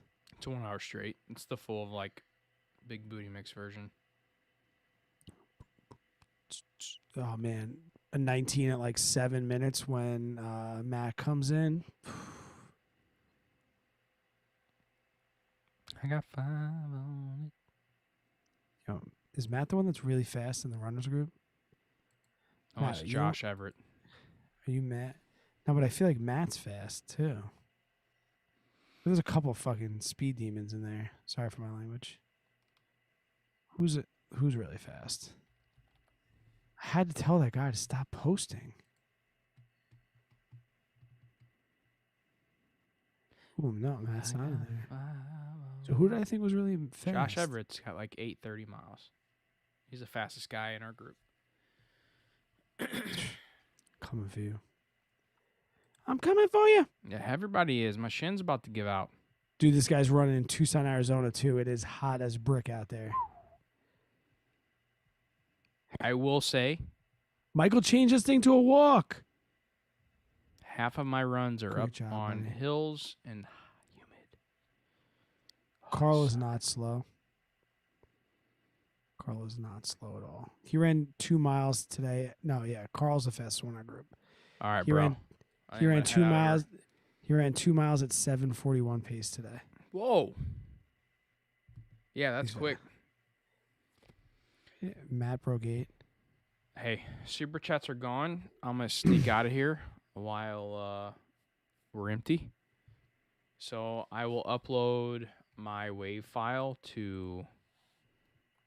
We can talk about these particulars in a few minutes, Okay. guys. Thank you so Thank you so- much. Thank you, guys. It's been a blast. I got Let's go- 5 on it. Should we make a T-shirt that says "I got 5" on it? Oh, for sure. For shizzle, my nizzle. We'll put that. We'll do a limited special. I got Yeah. 5 on it. I got money on it. I got 5 on it. All right, guys. Are we still live? Yeah. I'm All right, guys. getting ready to. Oops. Oopsies. Hang on there. All right. Everybody take care. Have a great night. Thank you all so much for joining the live stream. It's been great. We will have clips coming out, honestly, probably in like 5 weeks, 6 weeks of this episode. But it's been great. It's been fun. And we will see you all next Wednesday. Are we celebrating the 1 year? Yeah. Next Wednesday we'll have a 1-year party. What are we going to do about that? Let's give a bunch of shit away. I'm down with it. We got 5 on it. Want to give away some gift cards, some merch? What do you want to do? We'll think about it. Let's talk about it. Don't miss next week. It'll be a fun one.